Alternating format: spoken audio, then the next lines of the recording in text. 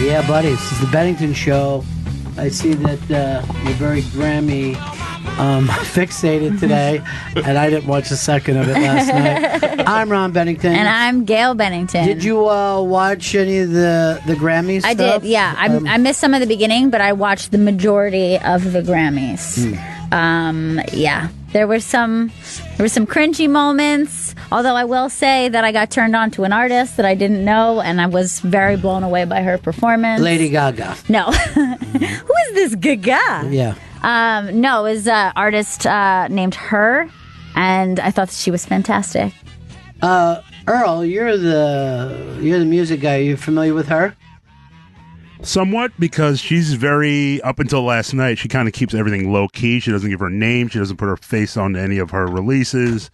What's the sound? What are we talking about here? Is it like I feel like it's a R&B, it's like soul. kind of a Bonnie Raitt. Is it kind of a Bonnie Raitt meets Aretha Franklin with just a tinge of Joni Mitchell? Is that what we're saying I feel here? like it could be, yeah. Yeah, okay. That sounds fantastic. I feel like she's almost like a Chaka Khan, like a tell me something, boom, boom.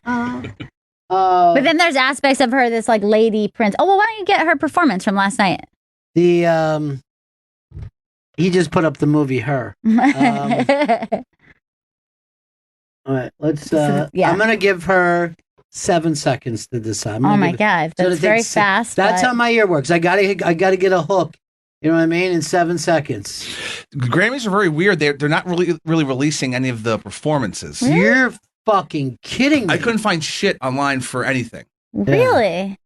Well, and Her doesn't doesn't have her own place in the world, like a her.com or it's just a YouTube. If I would like to put Her together with Her's potato chips. I feel like there's synergy there. You can just say it to him. Yeah, Chris, I don't want you to play that one because I want you to play. I don't know what the song is that she performed, so I'd rather see that. Let's just look it up. What song she performed? Anything else good, Earl? Did you see anything that you liked? I saw the entire show. Uh-huh. I thought Janelle Monáe was fantastic. Oh, yeah, she's so great. But you know what I want to say about Janelle Monáe, and I've been into her for a long time, and I saw a little bit of that. She still hasn't gotten out of the Prince Michael Jackson robot thing. I want to see a little growth, Janelle. You know what I mean? Like, I appreciate that you came in with this, but you're in the same place that you were like 6 years ago. So I want to see your Sgt. Pepper, okay? I want to know your pet sound. I think if that's what you're worried about growth, I will say Her is a pretty princey. Yeah, she's like a lady prince. Yeah, that seems to be. And by the way, so I don't know her, so it won't bother me as much as Janelle. But Janelle is doing that. I sing like Prince and I dance like Michael Jackson. And you know, you've been doing it a while. Why don't you just shake it a little bit. All right, this is Her. This is Her. The song she gets 7 seconds from me, Chris. Make sure you start it the right place. Oh, well, I haven't heard it before, but there. I just don't think there's enough lyrics for me. I'm gonna need. That's not fair. I'm gonna need. That is not fair. I Chris. said, I'm old school radio. A little company called Quick Hooks. Okay, Damn would it. just call you. They would call you up on the telephone and play a quick hook, and you would then say, "Okay, I've heard 7 seconds. I like this actor. I don't like this actor." By the way, Chris, I found her performance right away as soon as I Googled it. Well, he's a liar. Why would he do it? It's on Billboard. Here's the thing, because he's a drug dealer. He doesn't want anybody to find out about it. All right, let me listen to more Her. This is her performance. 7 seconds, Chris. That's all I'm giving. Come on, play it.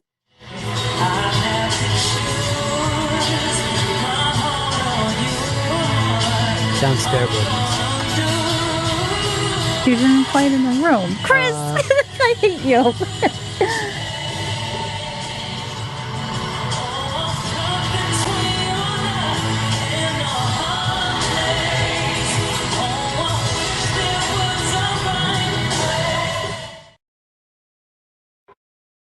Didn't leap at me. I'm going to be totally honest. I hate you, Chris. I'm literally saying it on Billboard's website. They told me they had it. They sent it to me, but they just sent me a fucking version. Someone just recorded it off their goddamn television. That's what it felt like somebody didn't care about the music recorded that. Earl, you didn't tell me she didn't care about the music. Yeah, she does. She writes all her own stuff. She produces it. She plays like 9 instruments. Terribly, though.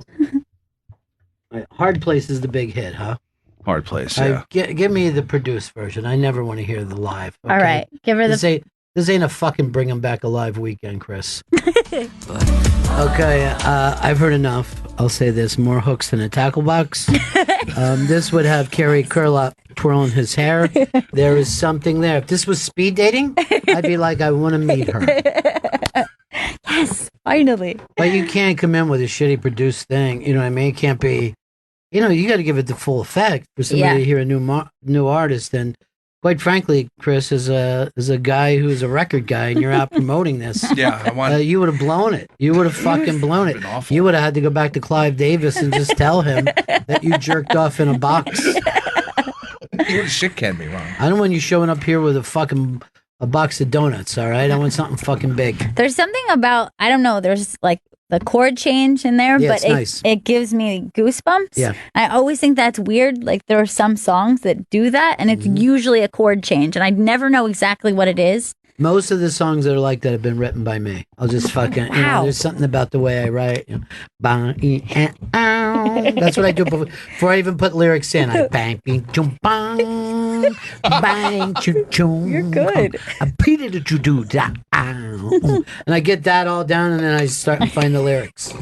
I'm not fucking Elton John where like, Bernie, give me the lyrics. And then I'll start writing. Who do you think is the greatest lyricist? Bob Dylan. Hands down. Yeah, no I mean, this question. is, I think this has been settled. Probably by the end of his first album. Now, I can't speak for the hip hop guys. I know that they shoot people and they take care of their hoes and bitches, so that might matter to you. But I mean, if you really think about it, and most of the people that I find to be cheesy, the music is fine. It's the lyrics that embarrass me. Right. I always thought Robbie Robertson was just an unbelievable. Like his songs were like movies. What about for you, Earl? I'm going to say Smokey Robinson. Smokey is, well, he writes in that one kind of love genre. You know what I mean? He doesn't get outside of that. But it's as good as it gets in that genre. I agree. Like he cracked the code with it for sure. 3-minute stories. Like there's a story and then those 3 minutes. I mean, my girl, well, I get it. He likes girls a lot. A real lot. And he likes it when they like him back, and he's really heartbroken when they go the other way. But like I said, he doesn't normally do outside of that. Chris, who do you pick? I would say Warren Zevon. That's an actually really great one and an overlooked one. Yeah. And his stories, as fucking Earl brings up, are wacky and strange. Yeah. And they're like seeing a fucking independent film. You know what I mean? Yeah. Like a lot of times you're like, oh, I wonder if this has held him back. Because I'm going to give you another great lyricist whose lyrics literally have held him back because they're so bizarre, is Randy Newman. Right, You know what I mean? Like, people don't know if they want to hear an ironic fucking comedy in the middle of, their playlist. Right. I love it. Yeah. But, it's fucking very strange writing. All right, Gail, what about you? All right, for me, I think it's not her. She's good. Yeah. I'm going to say Elvis Costello. I'm so angry with myself right now that I didn't say Elvis Costello. I think that is my number one. Yeah. And I think he is like absolutely a poet. Absolutely. It's unbelievable. You put him better than Dylan? For me personally, like that's a personal, like I accept Dylan as the answer for sure. But I think if you listen to Beyond Belief by Elvis Costello, Fractured Atlas, which I think like those lyrics just floor me. Shipbuilding, which might be one of my favorite songs. The story of that just like puts me to tears. But Beyond Belief is one of those songs where I honestly think it's like 3 minutes too short. Like I just wish it kept going. To go on, he wrote short. Yeah, so good. Yeah. So good. I mean, that song in itself like might be one of my favorite songs of all time. Like I put that in like top 10. I'm not even sure if it's my top 10 Elvis Costello. That's how great he is. Yeah, he's so fantastic. There's so many songs of his that are fantastic. I guess Earl feels like he's got some egg on his face after that fucking That Smokey Robinson. Yeah, because, Vito, we know yours, so why don't you just say it out loud? Well, I do love Bruce Springsteen, but even as a rap fan, not even my favorite rapper, Jay-Z, I think, is the greatest rap lyricist. I would agree with that. I mean, you learn about his There's a lot of embarrassing shit in there. But I will say this, the rap guys, I'll give them, they have to appeal to their audience with their lyrics. But a lot of times with Jay-Z, I'm like, this guy's a dick. You know what I mean? Literally, that's my fucking problem, is I feel like I'm hearing some guy bullshitting me rather than getting the fucking truth. And that fucking New York song where he acts like he's bigger than the fucking Yank. Look at Earl. Ready to kill himself. I know. I love that song. I don't know why you guys despise it so. Well, because you have no love for New York. I do. I truly do. Sing a New York song and acting like you're better than New York sounds like some fucking asshole kid on the street corner rather than a person celebrating. Now, the fucking hook with Alicia Key bumps, I can't say enough good things about. I agree with that 1,000,000%. But Jay-Z's stuff in there is like the kind of I'll say it. It's fucking Donald Trump. It's like it's the way Donald Trump talks about New York. Empire State of Mind is, in my opinion, the worst song ever written about New York. Oh, come on. I disagree so strongly with this. Not the hook. The rest of it that he does. Go home tonight, read those fucking lyrics, and see if it reminds you of the city at all. No, it's about him, his fucking purchases, his business. Said I'm bigger. He didn't make the fucking Yankee cap fucking popular. That's so fucking annoying to me. They did this at the World Series. I just wanted to pull my hair out because I was like, I'm supposed You to be don't have hair, Earl. Are you talking about your pubes? That's gross, Earl. Disgusting. That's too far. You're fucking disgusting right now, Earl. It's self-harm, Earl. But I will say this. Most people, and I'm very serious when I say this, do not care about lyrics. Outside of the world of hip-hop, where they obviously do. Well, and that is some kind of street poetry more than it is...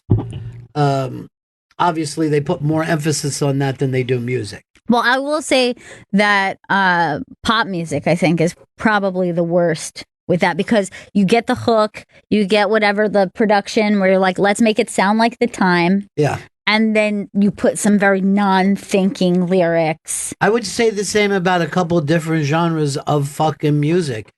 Metal, I think, is always, it's been the weakest part of metal. It was the weakest part of Led Zeppelin. You know what I mean? There was some lyrics that you're like, oh, this fucking seems like they care what they're talking about. And other times they were just fucking bullshitting. Just literally bullshitting everybody. You're a fucking liar right now. Blues, I think, can have great lyrics. Outlaw country can have great lyrics.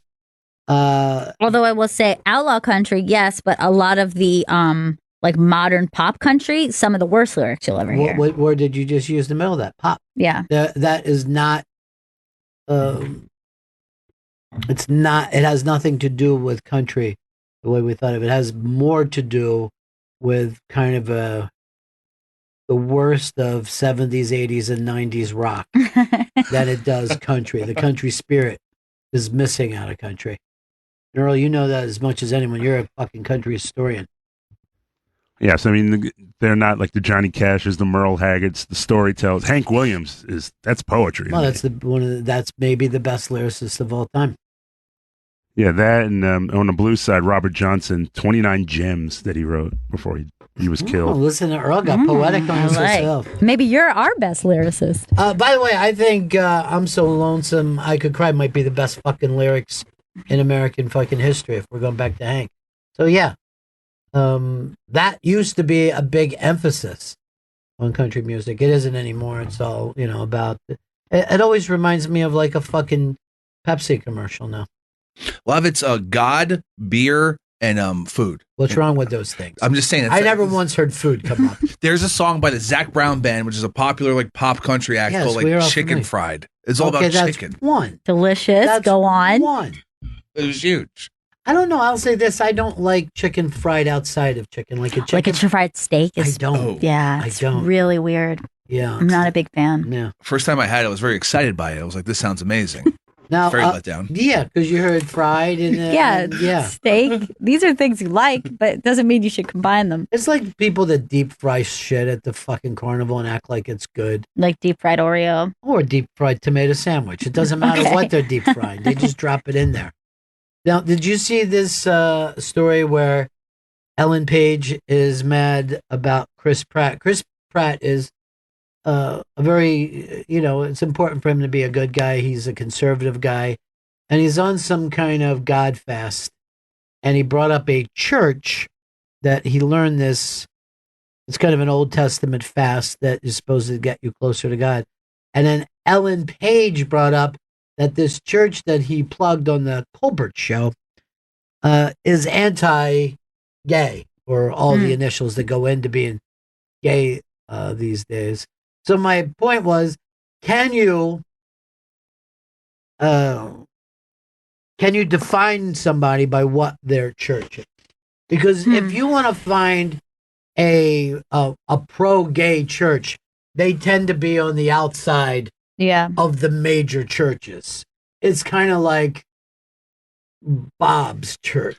Right. Everybody goes down to Bob's. They're like, this is how Bob interprets the Bible. Let me just, because I already know, I think that you're going to lean towards Ellen, but which way do you go, Chris? I think that Ellen's being a little mean to Chris Pratt. I don't think Chris Pratt is anti-gay. I mean, he's just, I guess, a proud Christian. I mean, I'm not a proud Christian. I'm a terrible Catholic. Well, you got started with this thing so well until you went into, I don't know why I'm a person talking.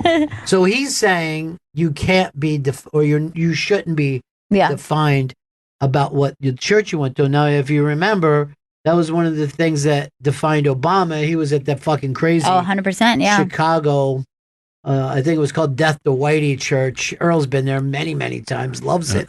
Jeremiah Wright. What's that? His name is Jeremiah Wright. Jeremiah was a bullfrog. Oh, talk about great lyrics. What more do you want there, right? Earl, now you go to an anti-gay church. I don't know if we're anti-gay. Would you do a gay marriage? Would I do a gay marriage? No. Would you fucking understand what I'm saying? Would your church do a gay marriage? I would, if I had to guess, because it hasn't come up, I would assume no. Well, if it hasn't come up at this point, then it's no, because it is legal. Yeah, look at now the church I grew up, Catholic church, they're not doing gay marriages either. Yeah. Now they do.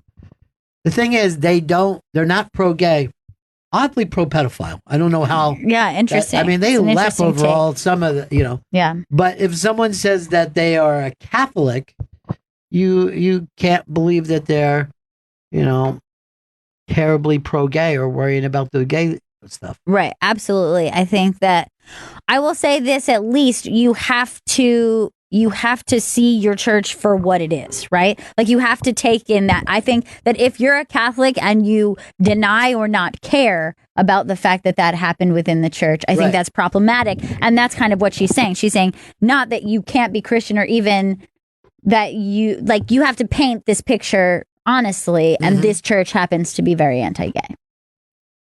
How's her career doing, by the way? I don't know if I've seen her do anything in else. Well, did she do some cool fighty kind of movie or something where she's like a was superhero? She in Creed? Was she in Creed? No, like Creed a superhero. Yeah. I don't think she was a superhero. The last thing I remember her doing was the Vice show Gaycation.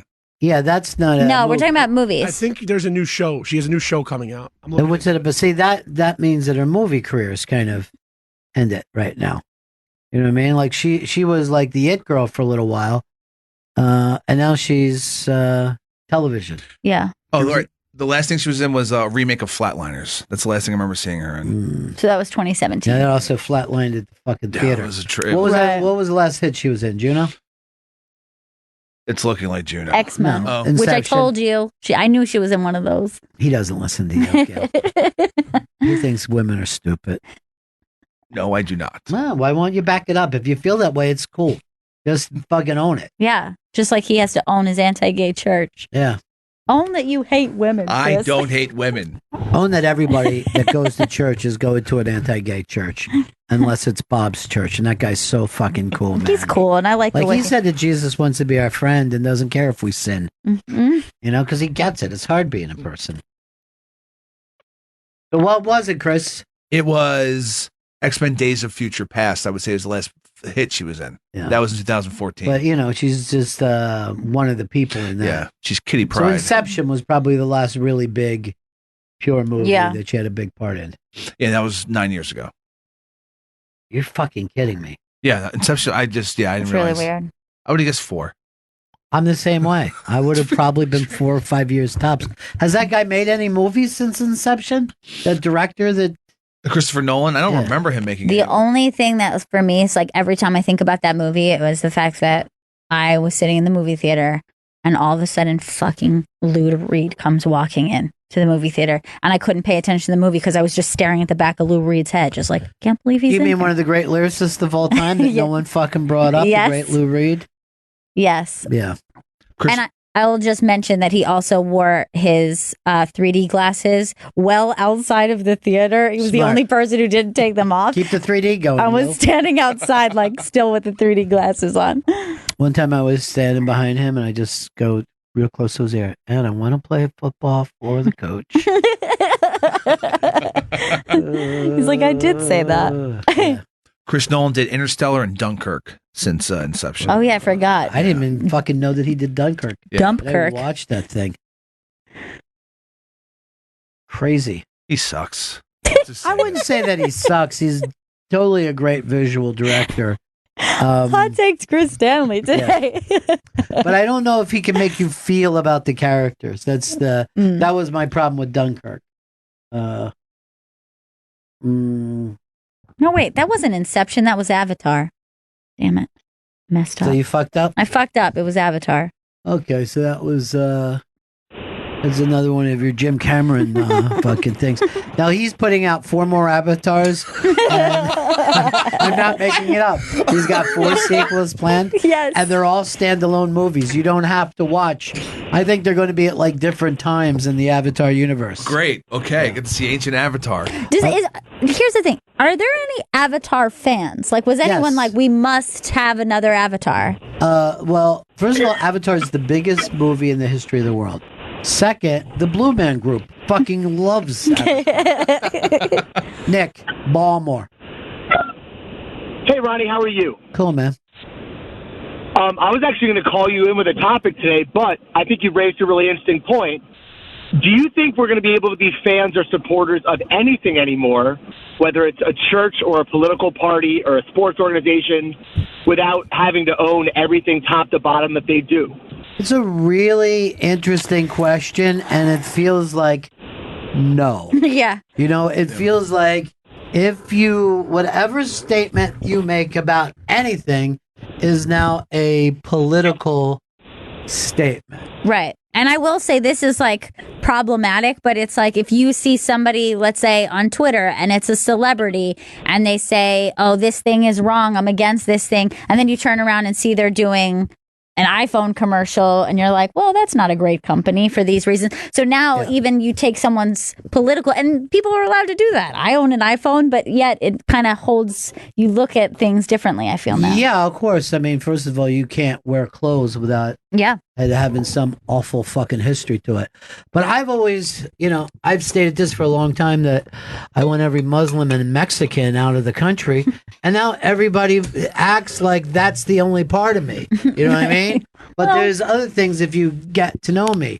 Like I like jarts. You know what I mean? Like that's a fun thing. That's pretty cool. For me. I smoke meat.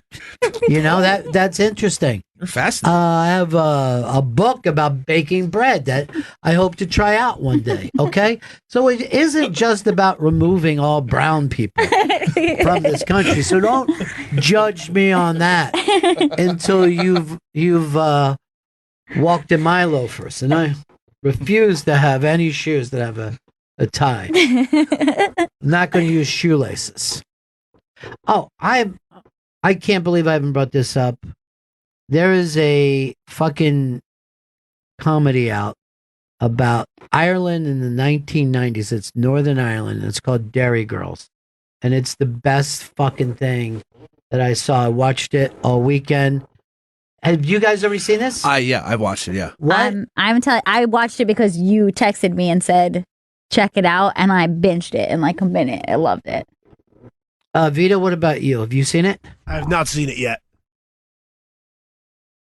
I can't believe how fucking hilarious this It's is. so funny. It's such a fantastic it's show. hysterical, yeah. Why didn't you tell me, Chris? Yeah, why didn't you tell us? This seems like something we'd like. I just binge watched it and kind of like forgot about it. It was really weird. See, then you're nothing like me, because I would never forget about this, particularly the last fucking shot in it for So being good. the kind of comedy that it is. I couldn't believe how moving that last shot was, and Chris doesn't care I do about care. the trouble. You don't care about the trouble. I do. Even though that you had a male fucking crush on Mooch. Oh, very much so. Probably still. But no, he's from Northern Ireland. He's from Belfast. Okay. But these guys were up in Londonderry, or Derry as we call it when we hate the English. Yeah. I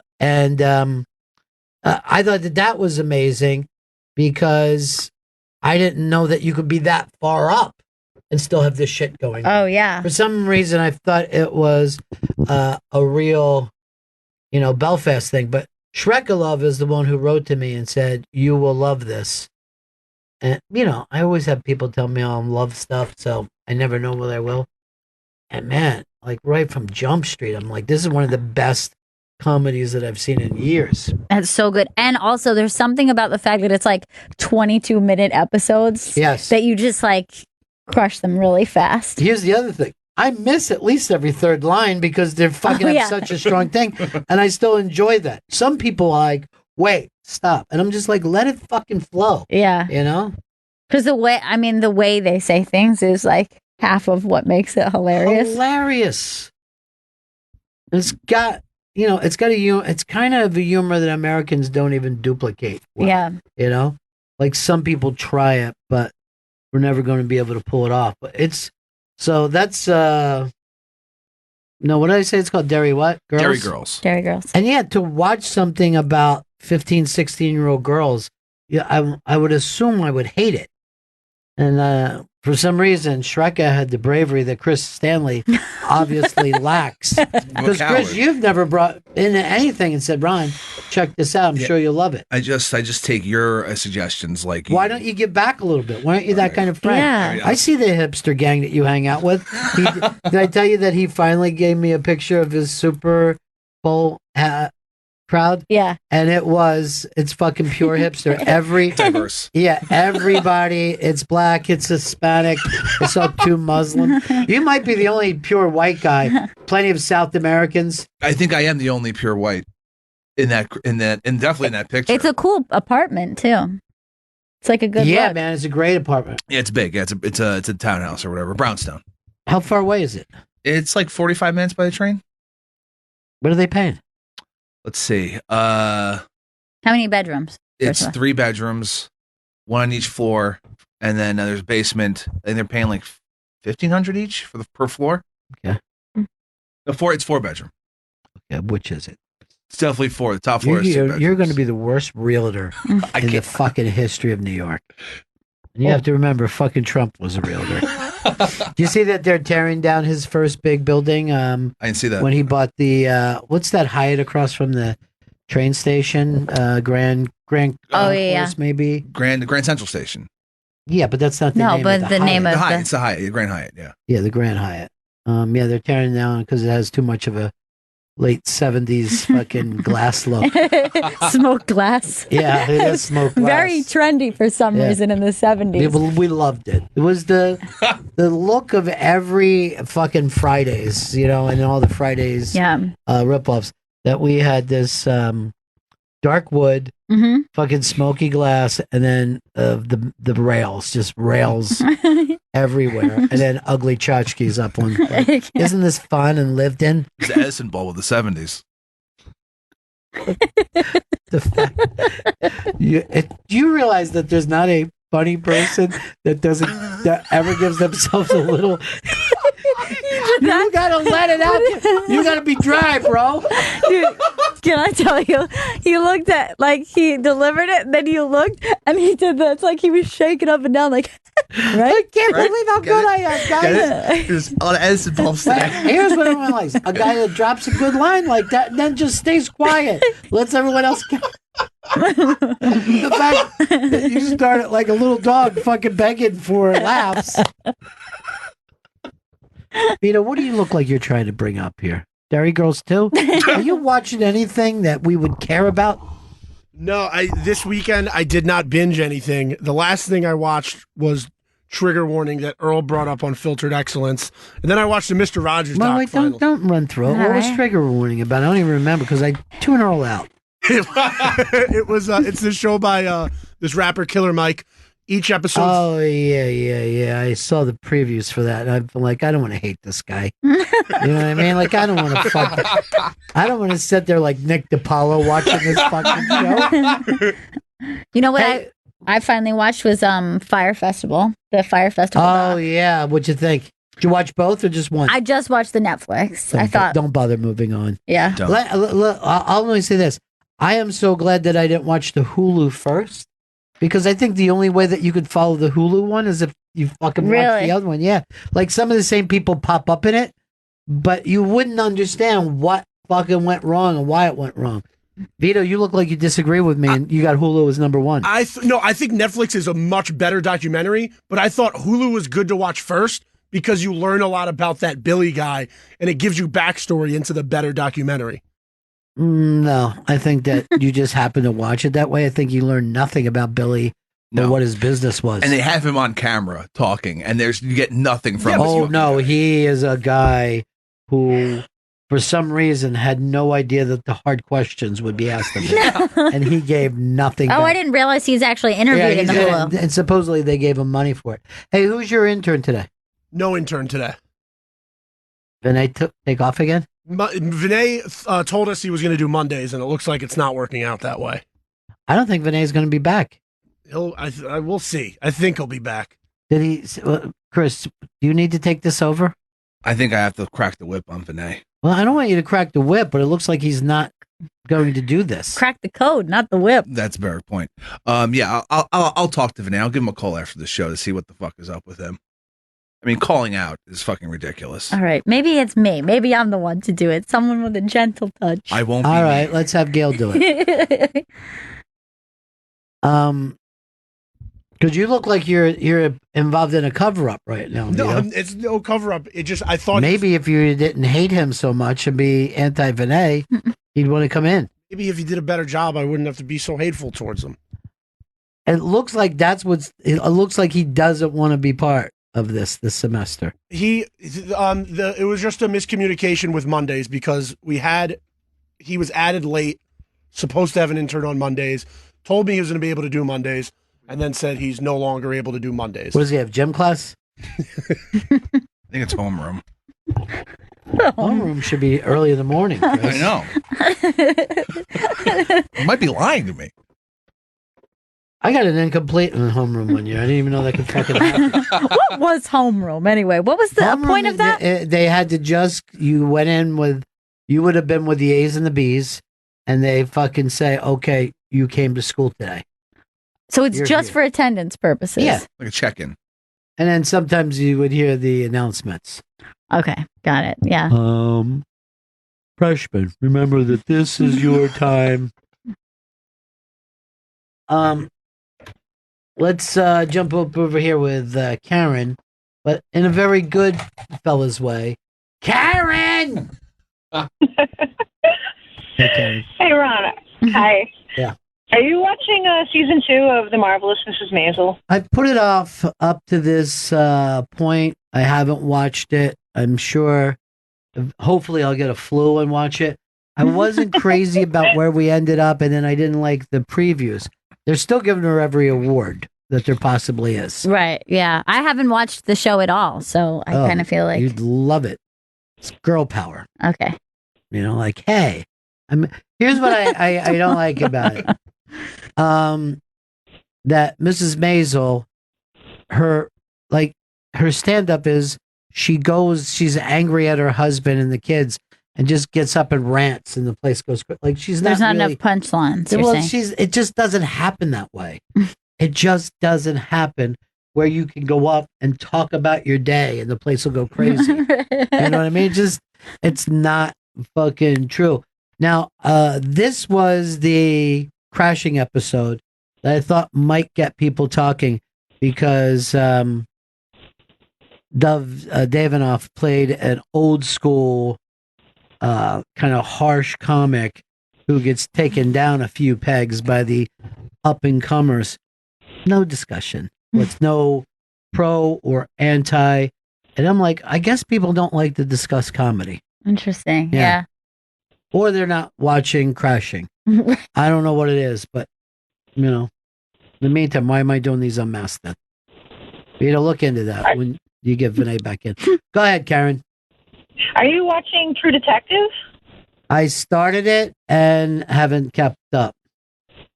I watched the first episode and I was like, I don't know about the kid. I don't like the kids. I think I watched the first two and haven't gone back to it yet. Yeah, I'm the same. The same thing happened with me in the second season of Counterpart. And I was a big first season of Counterpart. Maybe I just like one season of things, Karen. Maybe that's my problem. Maybe I can't commit.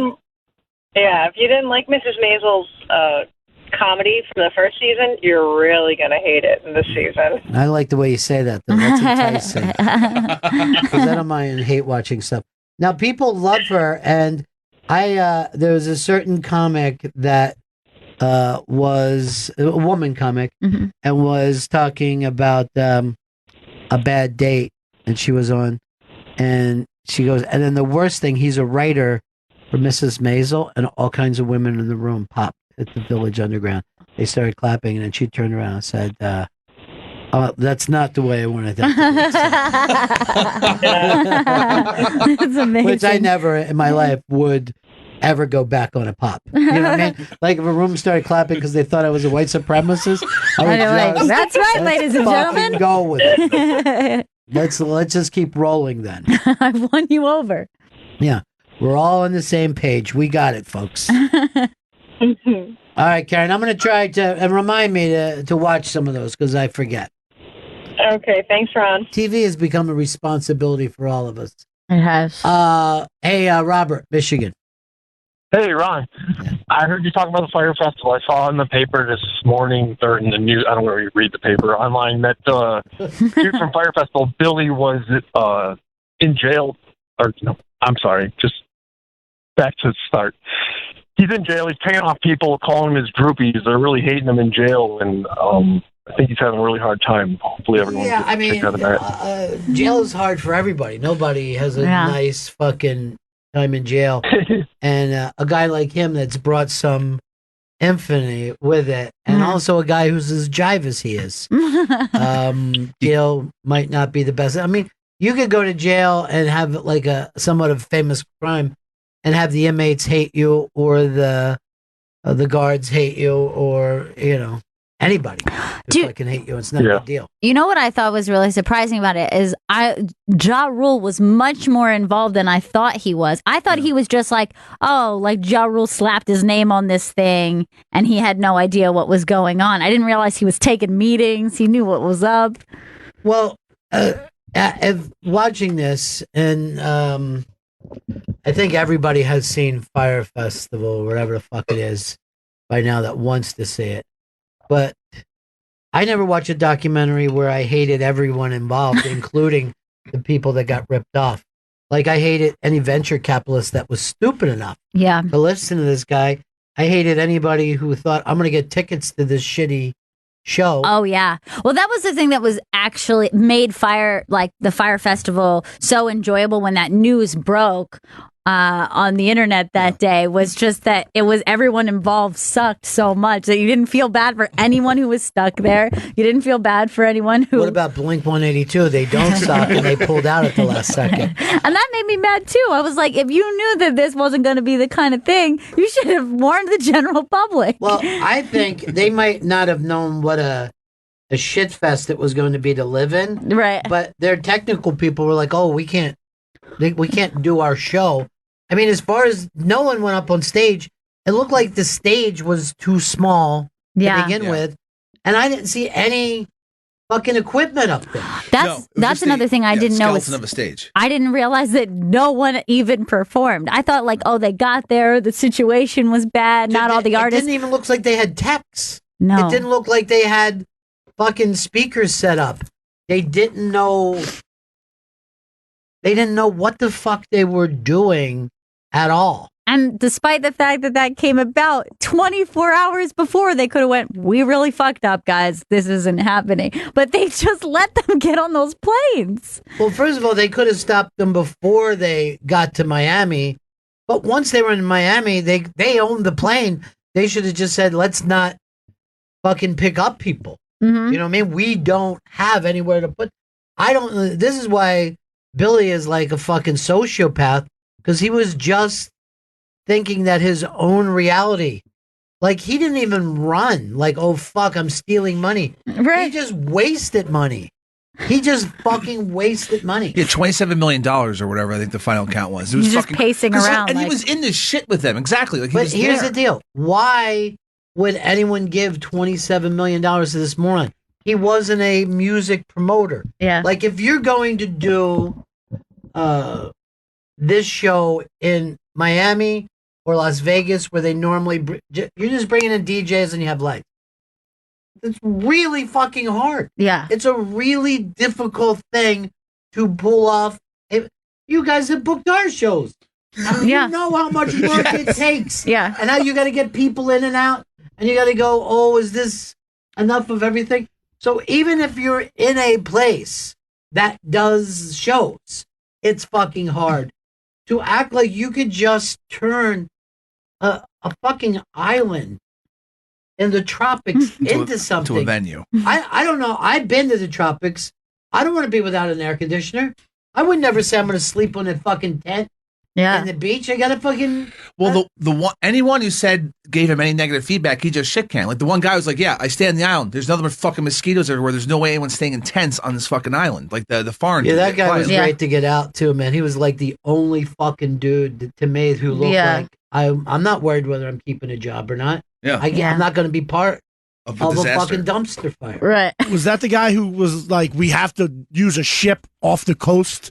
And then they just break into the meeting and goes, not doing that anymore. Well, I understand why you can't have a ship off the coast, because why then are you selling? You know what I mean? Now you're just a cruise. Right. And then also it's just like, I liked even when they were like, had to like poke holes in that. They're like, how are we going to get a bunch of drunk kids on dinghies every night?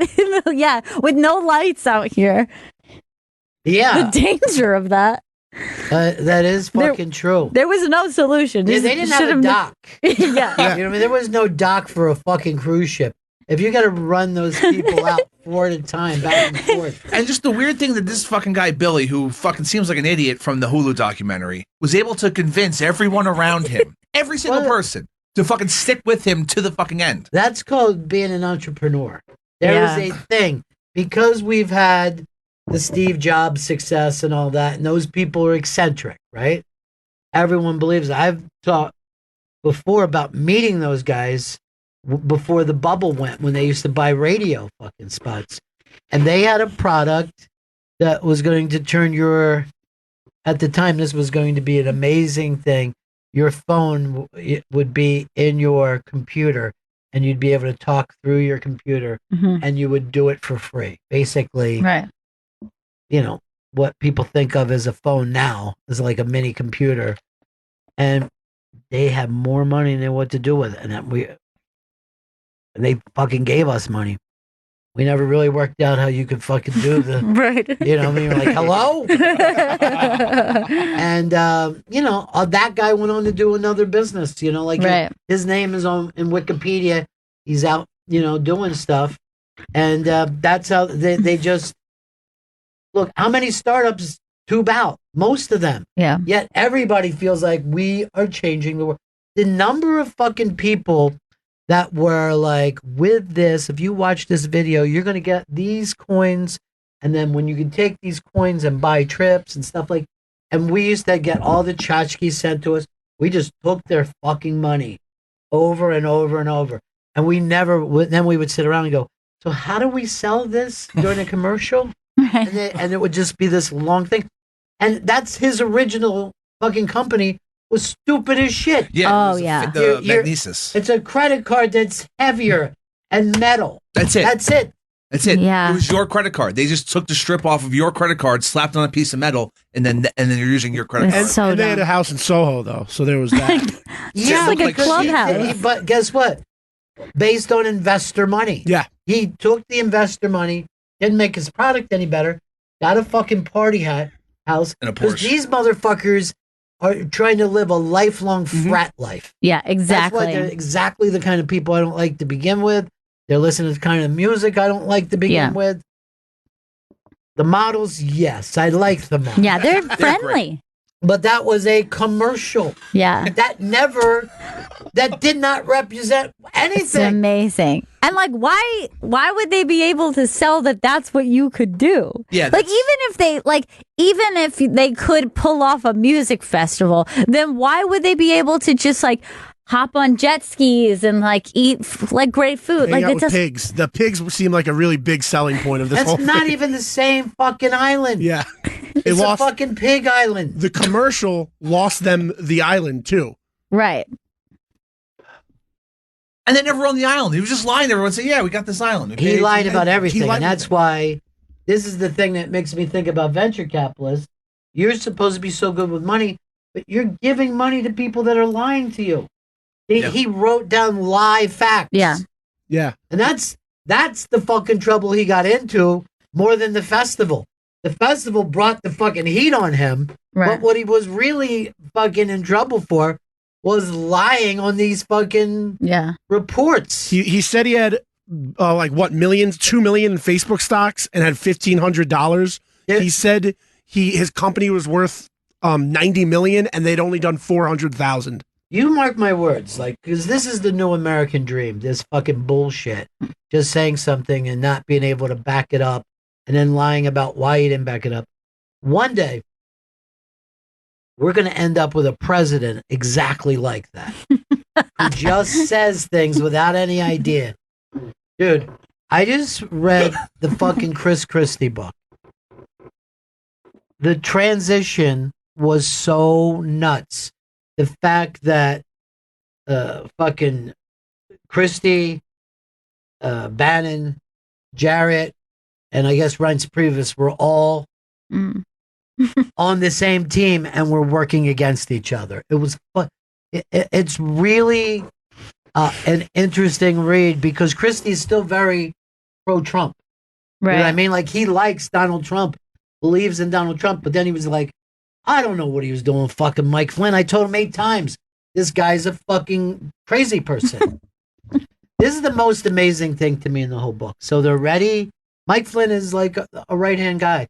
And they're all there and they're trying to go against Hillary in the first debate.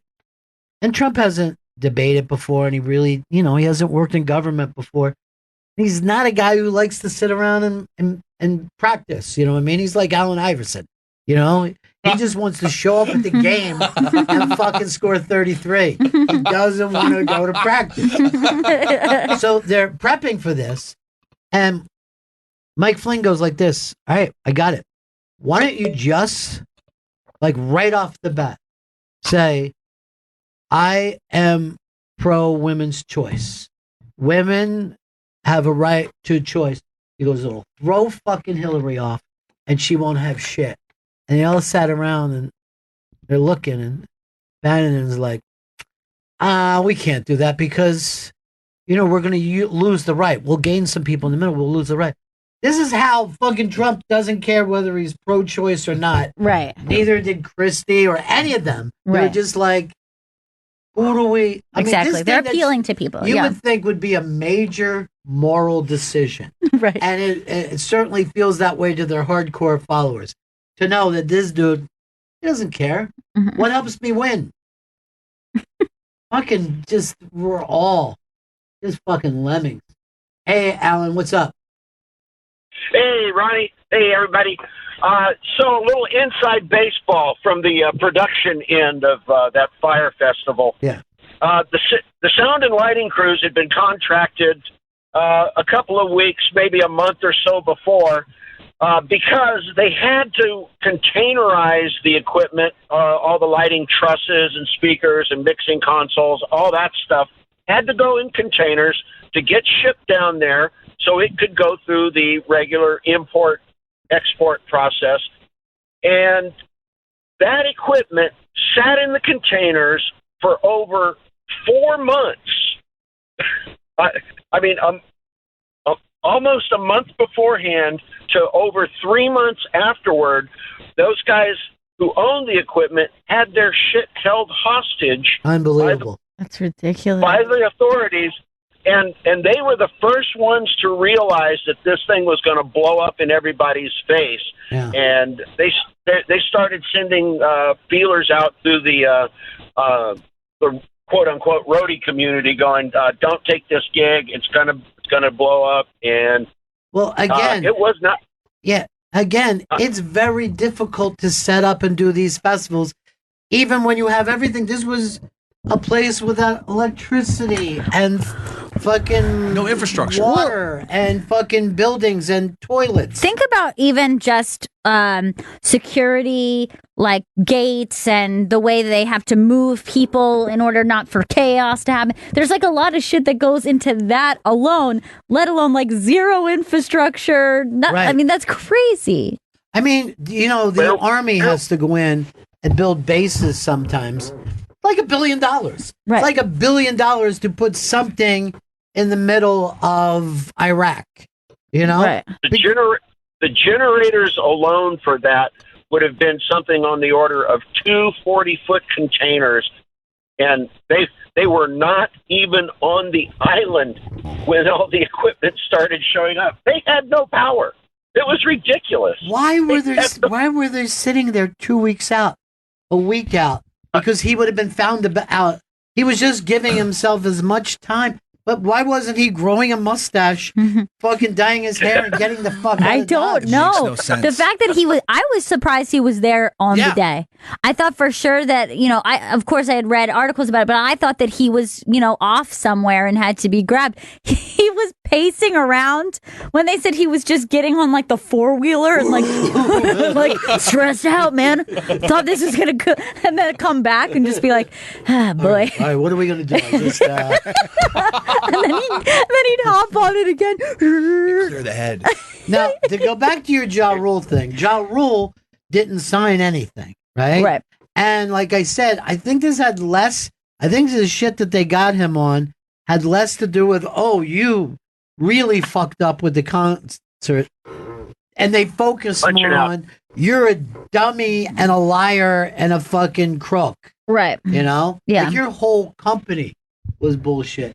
But I think the guys doing that was the Southern District of New York, right? And that's the guys going after Trump and all Right. those guys. I mean, that's the guys that got Trump's lawyer and all that. So those guys are fucking scary as shit. And Yeah. there's plenty of people saying that Trump is going to have more trouble with that side of it than he is going to have with the Mueller investigation. Really?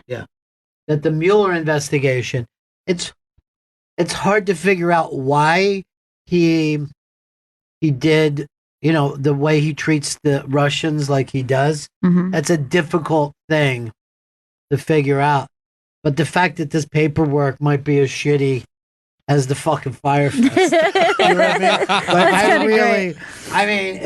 if I say anything, I'm like, I don't know where the money came from those golf courses. I mean, we already know that he doesn't own the buildings here that he says he owns. You know what I mean? That he just owns the name that they put on the buildings. So weird. Weird that he could get away with saying the things. Well, it's weird that even, like, if you go back, and this is what's fascinating to me about Trump, is that the Trump organization didn't have a lot of people working for it, mainly family.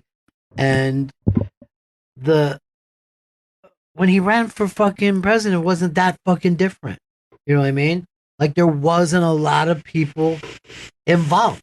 Yeah. You talk about not having it. And that's why when he went walking in, like he was telling Chris Christie, dude, if you and I leave the victory party 2 hours early, we'll be able to come up with the right names for this transition. And Christie's like, no, dude, this is like 1,200 people we have to put into jobs. He just said Trump had never done it before. People always like, well, Trump is a CEO. Rex Tillerson was a fucking CEO running Exxon, working for Trump. That was a guy who had thousands and thousands of employees. But Trump was doing a lot of stuff where he was giving his name to people who had thousands of employees. You know what I mean? He wasn't a CEO in the way we have thought of a traditional CEO. It was a fucking family business.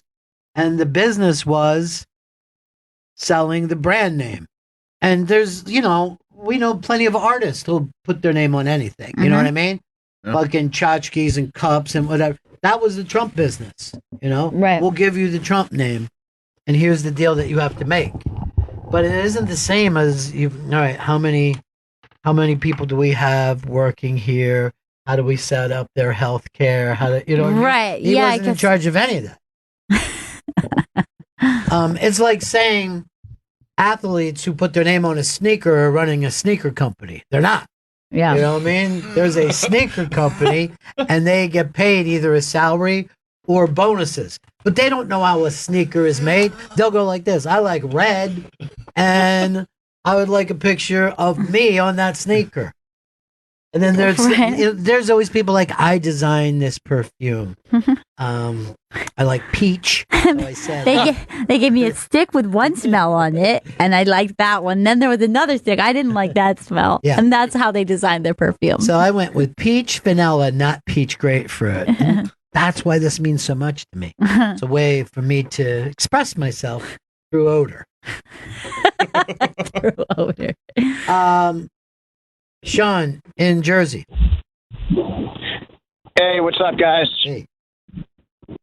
So they had to realize that they were going to be in deep shit with this Fire Festival when they were making the commercial, and the guy who actually owned the original island, and it used to be like fucking Pablo Escobar's or whatever. Right.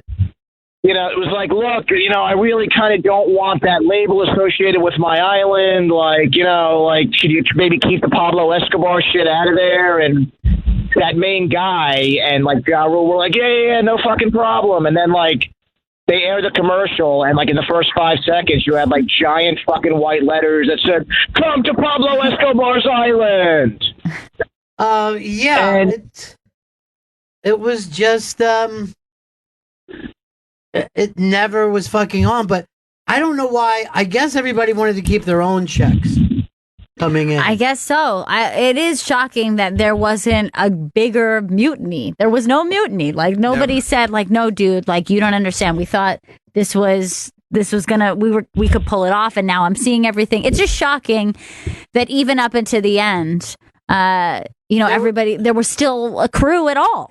There was only. Well, it looked like if you watch. I mean, I watched the Netflix doc. Yeah. I didn't watch the Hulu doc. I watched the Netflix one, and it looked like the people. I mean, at least some of them were like, "Dude, we're in fucking trouble here. Like, we're like this is really not going to happen." But if we had like maybe a year or 2 years, we could pull this shit off. But don't you think that means that the crew themselves kind of had magical thinking that was like, well, he must know what he's doing, instead of really thinking about it themselves? Everybody was very young, so they hadn't had a huge amount of experience. The only older guy was the gay guy who said, I saw this guy pull off a lot of things. Right. And they believed in him they didn't see. Well, first of all, no one knew that he was faking the stuff. No Right. matter who you were, when someone said, "Hey, the money has come in," you're like, "Fuck." Then Yeah. that must be really difficult Right. to get $500,000. He was able to do that mainly because he didn't care how he lied to people. So yeah, I could see that. But at the end of the day, you had to look at you're trying to do something physical now, not just a marketing thing. And their big problem was they thought marketing could solve anything and investors can solve anything. And that does work for a while. Right. And then it all falls apart.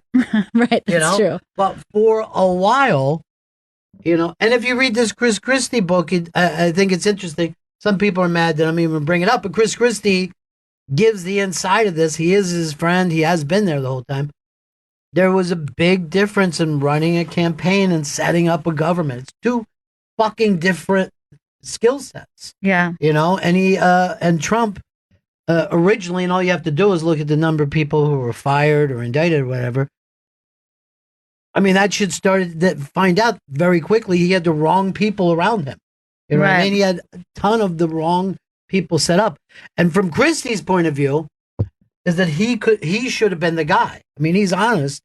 Not only did he think that he should have been helping Trump, he felt like Trump was in the lane, that he was the guy who, that had done the work and had the attitude that Trump won with. But, even like senators and stuff, it's not the same of being a governor of a big fucking state.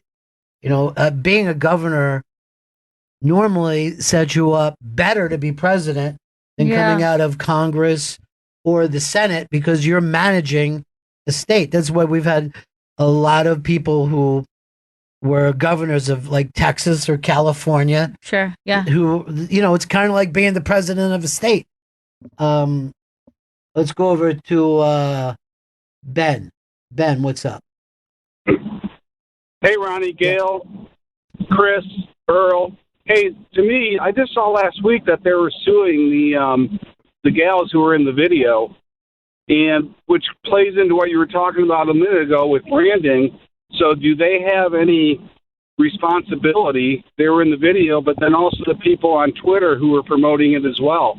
I have a tough time thinking about that because, can you blame NBC because a commercial product got, put up by somebody? Like these girls in the video, these models, their job is to go and promote stuff, not necessarily look into the product. Is this car going to blow up on people? If I do an iPhone commercial and an iPhone fucking explodes in somebody's ear, is the person in the commercial responsible? I can't see that happening. Yeah. Well, I definitely know that I personally, I think that the models even less so than, let's say, the social media influencers who all tweeted out stuff. I feel like the models who showed up for the shoot, I mean, that's what it was, right? They literally showed up for a photo shoot that was an extended weekend where they had to ride on boats and go snorkeling and do fun things. And then they took pictures of them. One of them was bit by a pig. So yeah. Now, what about the social influencers? I mean, that's a little trickier because I think that we're starting to try to, there's starting to be backlash where people, let's say, are a social media influencer, and then they say, "Oh, use this fat burning product," and they find out that it's whatever. I think that there's starting to be more backlash, but I still think, as one of the girls who worked for the fire company said, if I don't know that it was going to be this much of a dumpster fire, why wouldn't they believe all the lies that this guy said too? They also were getting payment for it. So that seems like a commercial to me, and even if the payment was, we're just flying you down there. I mean, if anything, that shows how little they knew about how bad it was going to go. Cause that one girl got on like, "Hey," and then right away, she's like, "This is the VIP fucking jet. This is fucking bullshit." There's nothing funnier than knowing that thing sucked ass. And then them getting on the plane. Seeing people "We're here, baby! Miami!" The thing that, what really freaked me out, obviously the tents were the freakiest thing, But that thing where they just brought them to the bar and like they were like, yeah, it was fun at first, but then 6 hours later, they left them there for 6 hours and then still had the balls to put them on the buses. They still put them on the buses. It's just every step it could have been stopped, right? Yeah. Like every step, you're like, why did you go to the next step if you knew you weren't ready? I mean, the bar looks fine. You're out on the beach. Hell yeah. Fucking dancing. Down tequila. Yeah. And then, like 6 hours later, like, hey, we've been at this bar for a while. I'd like to see my room now, please. And, where's my shit? Is it When they just showed up in trucks full of suitcases and everyone had to get their own suitcase. Yeah, shipping there containers. was no tags or nothing. No organization. Just like in the dark. Is this my bag? And bros in fucking just no shirt and shorts, just throwing suitcases off, trying to help people. So stupid. Is there a Stephanie here? Looks like a hat box. There's rules now with influencers doing advertising where like you have to put #ad. Yeah, I don't have any problem with that. Yeah. Like you have to distinguish you because are you saying you actually love something or you just show Right. That's why we do the live reads the way that we do them here. I will honestly tell you, we're reading commercials. That's our job, and that's in it, and that's why it takes place during the commercial break. you know? Right. #ad. I'm just worried that this Bobby Kelly thing I signed up for is the next Fire Fest. Oh God, no! I'm gonna get down there. At the Glenside, PA? You're just like a mosquito-filled tent. You're like, Fucking Bobby Kelly's just driving a fucking dirt bike around. Wheels are coming off finally.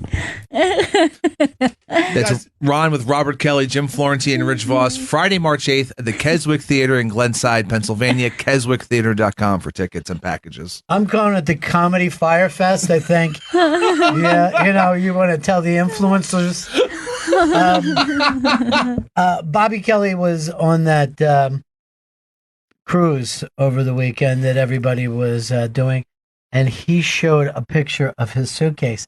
And he says, I always know it's my suitcase. And there's just a giant Bobby Kelly on his suitcase. Oh my God. It's fucking hilarious. That's too funny. And so many people are like, oh my God, I want to get one of those. And they're like, with your picture on it? No, with Bobby With Kelly's Bobby picture. Kelly's. Then you just can't travel with him. Here is Sheldon. Sheldon, what's up, buddy? Hey, Ronnie. You guys didn't even mention the lost box of keys to the villas that he rented out. He said that he had a box of keys to all these different fucking Airbnb villas, and somebody misplaced the keys. Couldn't get into the houses. We had floor plans and keys to everything. 250 keys. He said, I had a box full of 250 keys. Don't know where they went. There wasn't 250 fucking homes on that fucking island. And then when he gets back from Fire Festival, he's just running a ticket scam out of a fucking hotel room. Yeah, I mean, that just goes to show that, And like these caught on camera, here, I'll write you a sales script. He also said, like, keep videotaping me. This is going to be the comeback. And he thought the comeback was selling fake fucking tickets. See, that's the thing. I think that is the truth. It's like the idea between like the two different like evangelist preachers. There's like the one who knows that they're fucking people over and it's just like, I'm a snake oil salesman. And then there's the ones who kind of believe their own lies. And that's a specific kind of person. And I think he might have a touch of that where he is delusional. Yeah. Like, I can pull this off. This will be the greatest ever. I don't think he was fucking with anybody in the beginning. I think he honestly thought he could pull this off. Dude, I know you guys didn't watch the fucking thing about the birth of Netscape, but there was a dude on there, and this is back in the 90s, who they were trying to come up with video that, would eventually be YouTube.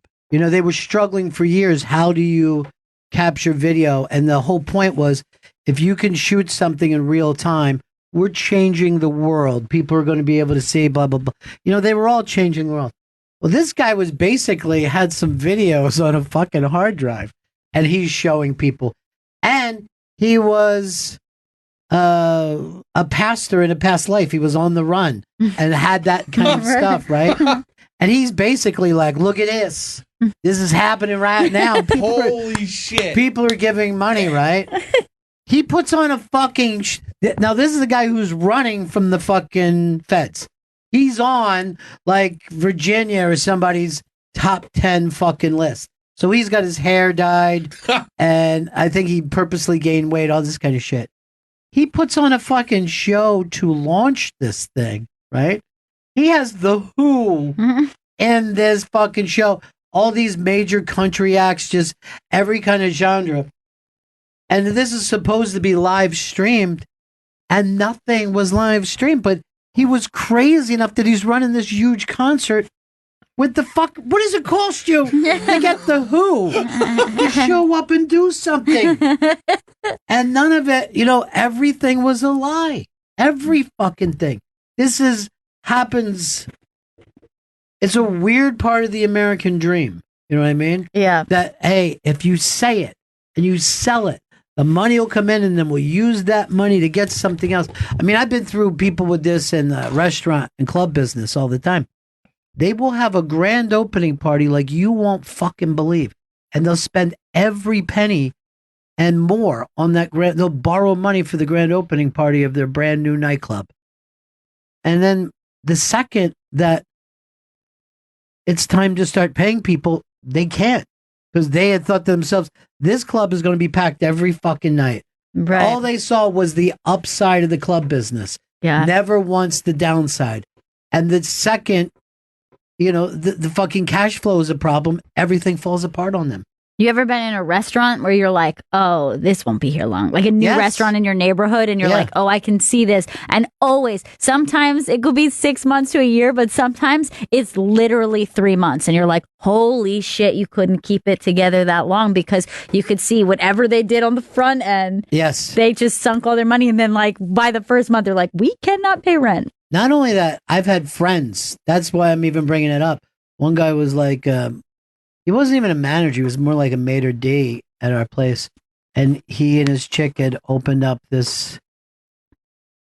one of the many cook your own fucking food things, And their opening night, they were so excited about it. And we're sitting there with these meat skewers on this fucking front. We're like, oh man, and we're looking at the neighborhood that we're in. They tried to have a high-end thing that high-end people wouldn't do, but they were in a neighborhood that was not high-end, yeah. High-end. And like, who are the people? And we're all just like, oh, I feel so bad. We're all eating and drinking for free. We're like, I'd rather pay. I'd rather just I want to help pay. out. And like, this thing didn't last 2 weeks. Yeah. And everything they threw into the opening night. I did this gig last night for Joe List. I don't even think we promoted it on the air. I know we did on social media. But it's this place up on 99th Street. And it's it was an old public school, right? And it's now 89 classrooms that have been turned into apartments that people, something like 80,000 artists tried to get it. You had to have an art that you were working in, an artist background. And I'm looking at this place. I'm like, this is crazy. I never saw anything like this before. And I was talking to one of the guys running the show. He's the only comic that lives there, Jason. And he goes, oh, you want to come up and see my apartment? I'm like, fuck yeah. So we ride up in this old, elevator in this old school. The floors are fucking beautiful. You're walking through the halls of like an old public school. And all this art is on the walls of the people who, live there. And I get to his apartment, and he had a studio apartment. It's fucking great. He's got like these huge windows, like school windows. Holy shit. And he told me what he was paying. It's less than Chris. Whoa. Less than Chris's place. Yeah. That's insane. Yeah, and his rent went up last year $7 a month. $7 a month. He's been there.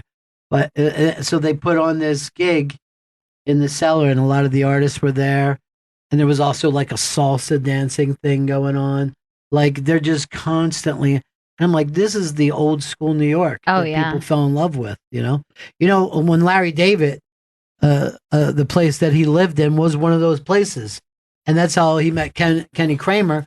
Because Kenny Kramer was also a comic. Oh, and wow, Kramer yeah. is based on Kenny Kramer. It's a real fucking person. Oh man. Dude, yeah, that's so cool. I love those kind of like artist collectives. Like Yeah. the idea of that I think is so cool and romantic. But yes, I would absolutely agree. It's in the spirit of what you would like New York City to have more of. Yeah, like on 9th Avenue, there's a couple like high rises on the west side that are just artist buildings that That's- people pay rent. I think cheap one rent. of them is the Seinfeld building. That one's like in the 50s, I believe. What do you mean the Seinfeld building? The one that Seinfeld lived in. I didn't think Seinfeld did. I thought Larry David I did. thought they all lived in there. I thought they met in that building. I don't think so. I think this is becoming another one of your fake news. guys. Just Larry, You know? the original Kramer. Just like he told me last week that Bigfoot was in the Italian Alps. I knew that wasn't true. But it is always great to see something where you think like this is like a glimpse of the old New York. Right. Anytime I have a moment and like those people still exist, there's still people like that in the city. There's just like it's kind of hard to see through them. Yes. Like hard to find them. Like today, I was on the subway and there was a homeless guy who was asking for money on the subway. And he was so New York, it made me wish that I had cash because he was cracking me up. Yeah. He's like, gets on the train and he's like, hey, who wants to be the only person in New York who gives a shit that my leg is infected? Huh? Who wants to be the one guy who hands me $1? I'm trying to raise $7 today. That's all I'm looking for. Who wants to be the one guy on the train? Oh, surprised. No one. Not fucking one of you. You know what I pray for every night? Every night I pray that you're gonna end up on the street. All of you. I don't even pray for myself. I pray for you. And I'm going, how do I not have cash? I fucking love this guy. And he goes, especially used with the, you got a smart comment about the things I'm saying. I hope you're on the street. No one's saying anything to this guy. Yeah, but they're thinking. And he goes, how about this? How about, can I have one of your granola bars? What the fuck am I going to do with that? Stick it in the fucking hole in my leg? And I'm like,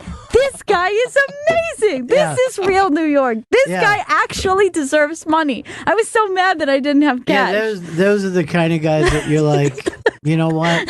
I'm going to fucking get you everything you want. You're right.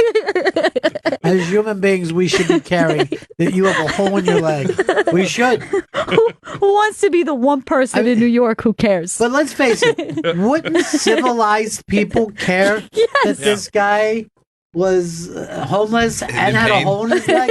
It seemed like any civilization in the history of the world that we admire would put that kind of stuff up top. But I appreciated it so much that it wasn't just ladies and gentlemen. Yeah. Like, I hope you have a good commute home and may God bless each and it was just like, fuck that guy. Well, you I know hate what? all of you. Give me money. I'm going to just say this. The first guy who did that was probably great. You know what I mean? The first guy who did that, ladies and gentlemen, I don't want to rob you. I don't want to steal from you.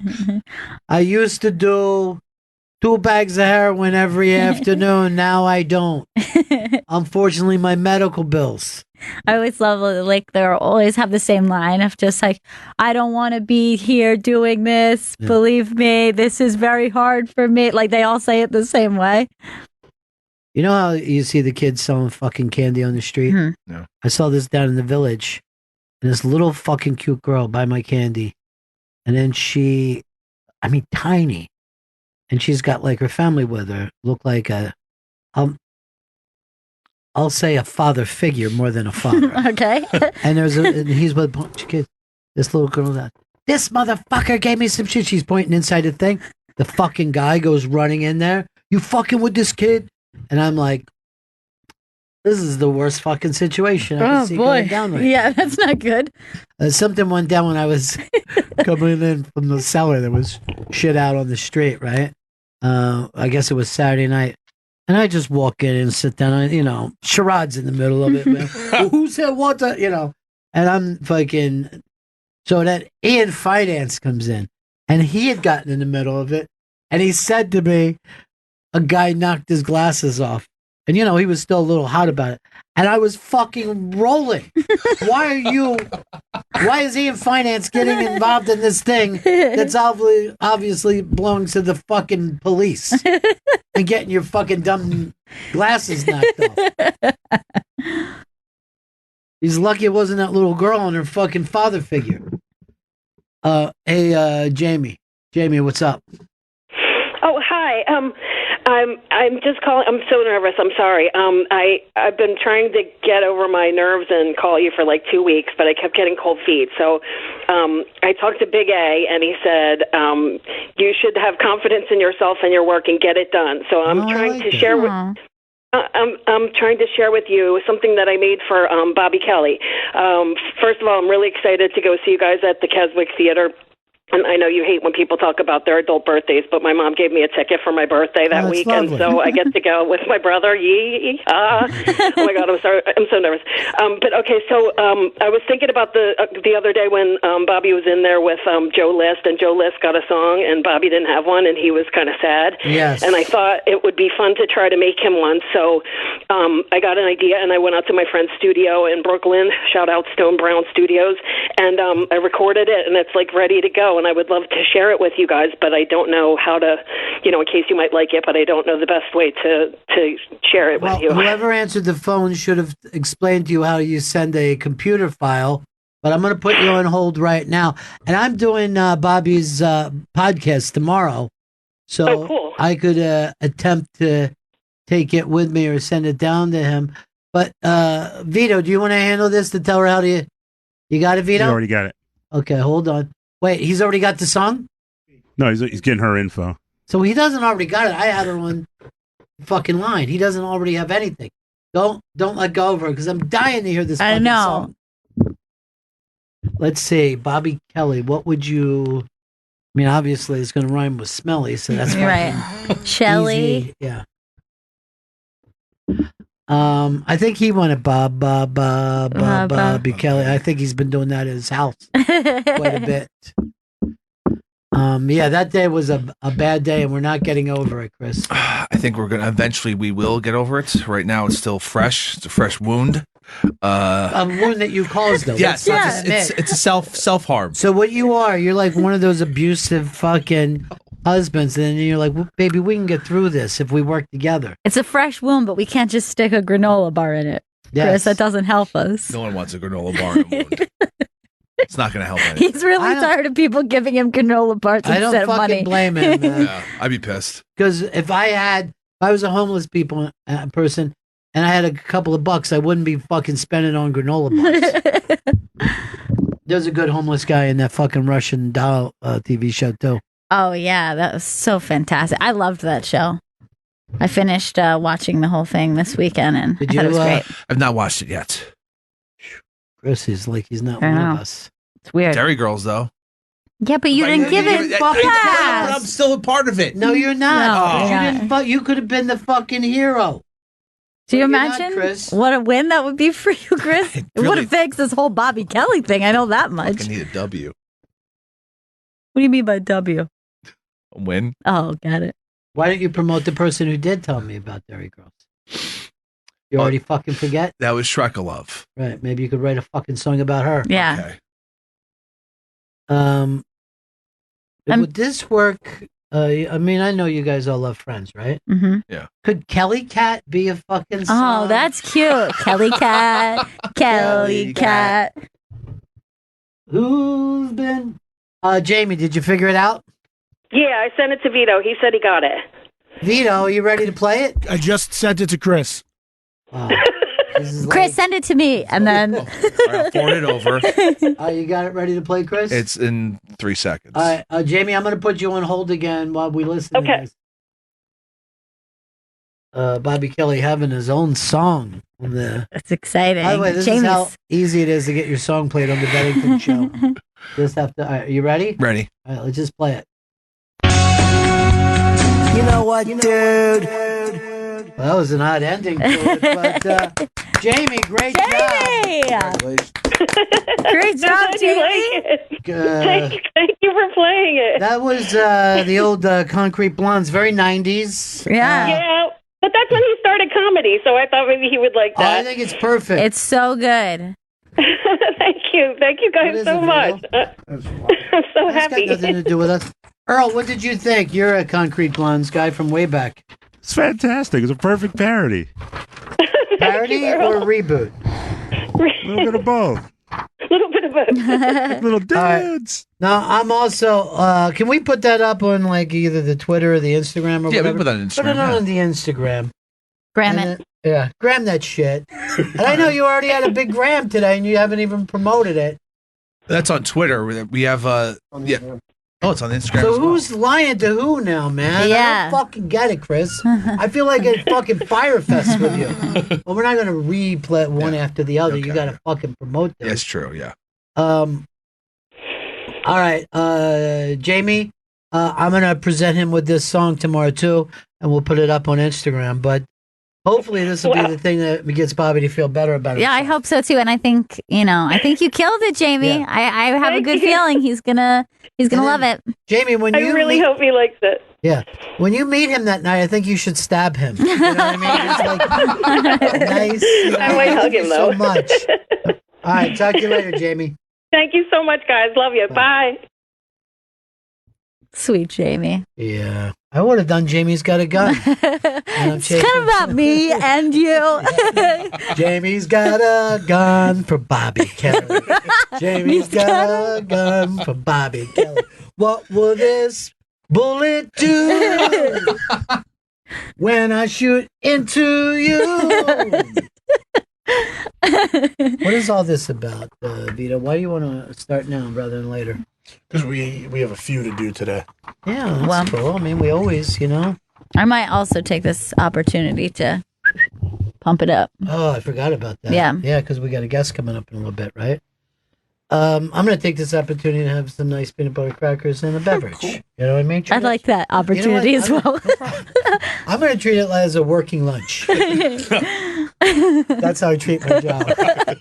Dude, we should just have the most massive lunch one day and see if we can keep eating for 3 hours. I think I could do it. Oh, I know I can. I could, yeah. Yeah. And then we should also have alcohol and drugs. And just I actually don't think you can do it, Chris, because I don't think you're a grazer. I think you're going to crush a lot at once, and then you're going to get yourself full. That's what happens to him. That's when he tried to eat that soda bread so fast. Yeah. Maureen soda bread. 4 That he pounds just soda bread. Yeah. And you had the first 3 pounds down in 15 minutes. Yeah. And then you couldn't fit You any fucked more up, in. dude. What I want you to do next time with the soda bread is like be on a fucking Stairmaster so you're burning up calories. Here's the perfect thing for you to eat too, Chris. Sherry's Berries. A gift from Sherry's Berries is the perfect way to make a big impression this Valentine's Day. You can never go wrong with their signature dip Valentine's strawberries. Dipped in milk, dark or white chocolatey goodness for any discerning palate. She'll fall in love with every bite. Topped with decadent toppings, chocolate chips, heart and glitter sprinkles. Always fresh, always tasty, always worth the wait. Perfect companion to a candlelight dinner or bouquet of flowers or night on the town. Valentine's made easy, arrives fresh with 100% Sherry's Berries guarantee. Ships anywhere nationally. Give sweet somethings to your long-distance love. Valentine's Day is right around the corner. Send her the Valentine's gift of her dreams at the price of your dreams, starting at just $19.99 plus shipping and handling. Plus, order now and make this Valentine's really special by adding a dozen red roses for just $19.99 more. Shipped with your Sherry's Berries at no extra charge. Go to berries.com, click the microphone, and enter our code Bennington at checkout. That's BERRIES.com. Click the microphone, enter code Bennington, order today. Faction Talk 103, it's the Bennington Show! Upgrade to Dish and take your home TV anywhere, no matter where you are, with the Dish Anywhere app. You can stream live satellite TV, watch everything on your DVR, and choose from thousands of on-demand movies On the go. Enjoy your favorite shows and the most popular movies with just your phone, tablet, or computer, even if you aren't able to be in the comfort of your own home. Upgrade to Dish for better technology, better customer service, and a better TV experience. The Dish Anywhere app, just one more reason Dish stays tuned into you. Watching TV anywhere requires internet-connected Hopper with Sling or Hopper 3 in a compatible device. To learn more, dial 1-844-CALL-DISH or visit dish.com. Dish, tuned in to you. Bum, bum, bum, bum. Yeah, it's the Bennington Show on a Monday, and this was our first Sunday without professional football. How did you do, Chris? It was weird. I didn't like it, but on Saturday night, I caught some of the AAF, the American Alliance of Football, a new league with like 8 teams that is, I guess, being sold as like a farm league type thing for the NFL. Ex-players are playing in it. I kind of enjoyed watching it. I was surprised because I didn't realize it was coming on directly the week after the Super Bowl. Can I tell you what to get into now, my man? What's that? Basketball. We live in a basketball society. I was enjoying it all weekend. And Sunday, I went and did the Sunday brunch at the Cellar, and that was delicious and fun and all great comics working there. Earl, you watching basketball? Starting to get back into it, and now that football is officially over and baseball's still kind of far away, it's really interesting just to see how the Sixers seem to be the beast of the East now. Well, they are at this moment in time, but it's when you get hot, Earl. You got to remember that. I know a lot of people are fired up about, how they're doing, and they're certainly a much better team. That whole, like now the Knicks are trying to do what they did and fucking let's go. Tanking? Yeah, let's tank this shit and rebuild faster that way. Yeah. But, yeah, it's when you get hot. And I don't know if there's another sport that plays as differently in the playoffs as they do in the season. Because suddenly defense becomes very fucking important and, rebounding gets very fucking important. Yeah, there's been a lot of what was the game at the Sixers-Lakers game? It was like 142 to 130 something. Yeah. I mean, it used to be like 100 points was the benchmark. Now they're going well past that, for now anyway. Well, there's been swings back and forth with that because for a while, like in the old ABA days and when that fucking switched over, there was huge, and everybody would complain, where's the fucking defense? But no one wants to watch an 85-80 game either. That's fucking terrible. Yeah, it plods along. Vito, I'm going to let you, since you're Mr. Basketball, right? Yeah. You're Mr. Nets now. You've turned your back on the Knicks and you're Mr. Nets. I have not turned my back on the Knicks. And you're going to go over and you said go to the fucking Nets game and watch I forget the reason you were going. I wanted to go see Giannis 2 weeks. Oh, I want to go see Dwayne Wade's last game. Oh yeah, that was Dwayne it. I Wade's couldn't remember who it was. And I actually wanted to go to the Nets game a week or two ago because Giannis was in town, and I just wanted to see him. You've never seen him in person, right? No, man. And he looks like there's like 3 players I really want to see in person. Him and Russell Westbrook are the 2 top. Like, there's nobody I want to see more than those 2. That's hilarious. Now some people are saying Westbrook isn't even the fucking best player on his team. They're giving it to the other fucking guy, but who feeds him?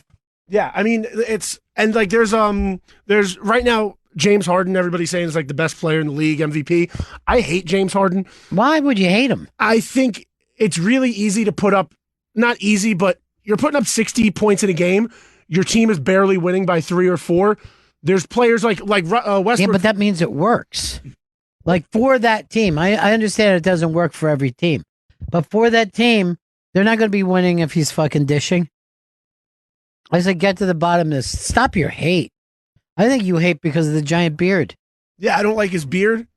I don't like that he left Khloe Kardashian. I don't like anything about him. I have no problem with that. He got out. That's a smart thing to do. The only time I ever sided with the fucking Kardashians is when they divorced that big fucking giant net.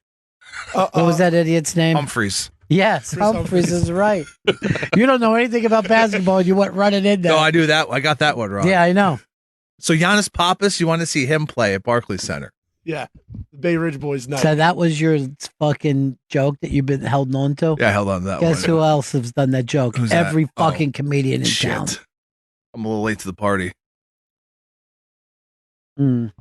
Hey, John in Kansas. John, what's up? buddy? Yeah, Harden needs to do something about that beard. He loves it. Ridiculous. It does help him stick out, though. It does. He is recognizable. Going back to that Fire Festival thing. Yeah. The thing that irks me the most after watching that whole deal is that there's a group of people that call themselves social media influencers. Like, that just drives me crazy whenever I see the title social influencer. It makes me want to punch my TV. Well, I mean, they are influencers in the way that Rolling Stone magazine was at one time. I'm sure that had the, guys who worked in newspapers and old school magazines, they must have been furious. And then, various fucking hip hop magazines started, sports magazines started, and, it's just something that comes up. But that Jenner girl, I forget what her name.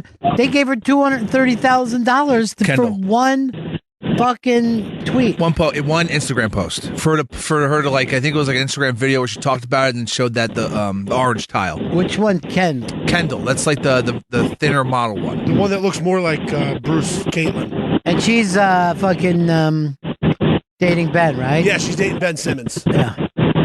Oh yeah, so they definitely are, but you have to remember this too. And I know this is going to make people mad when I say it, but I say it anyway because it's truth.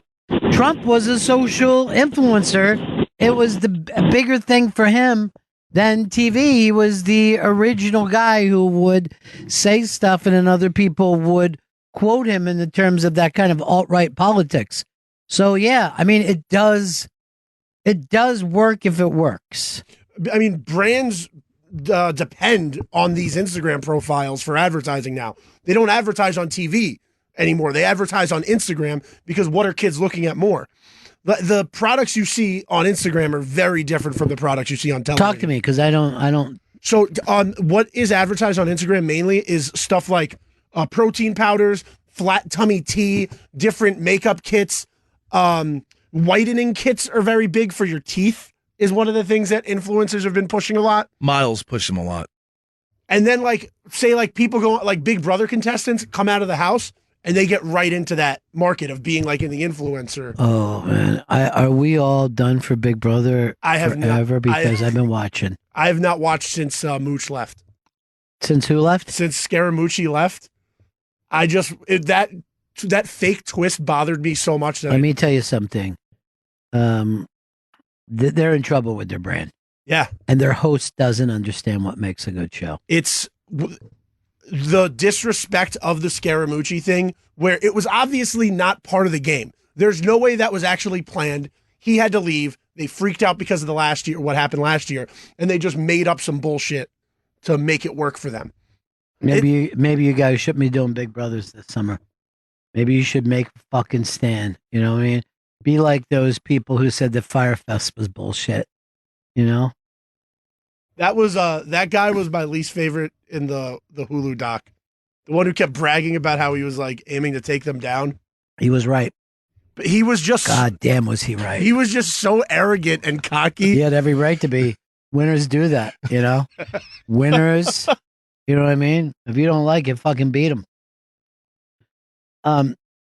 Here's a guy that swore he would never talk to us again, but he's back. It's our good friend, Hard Rock Johnny.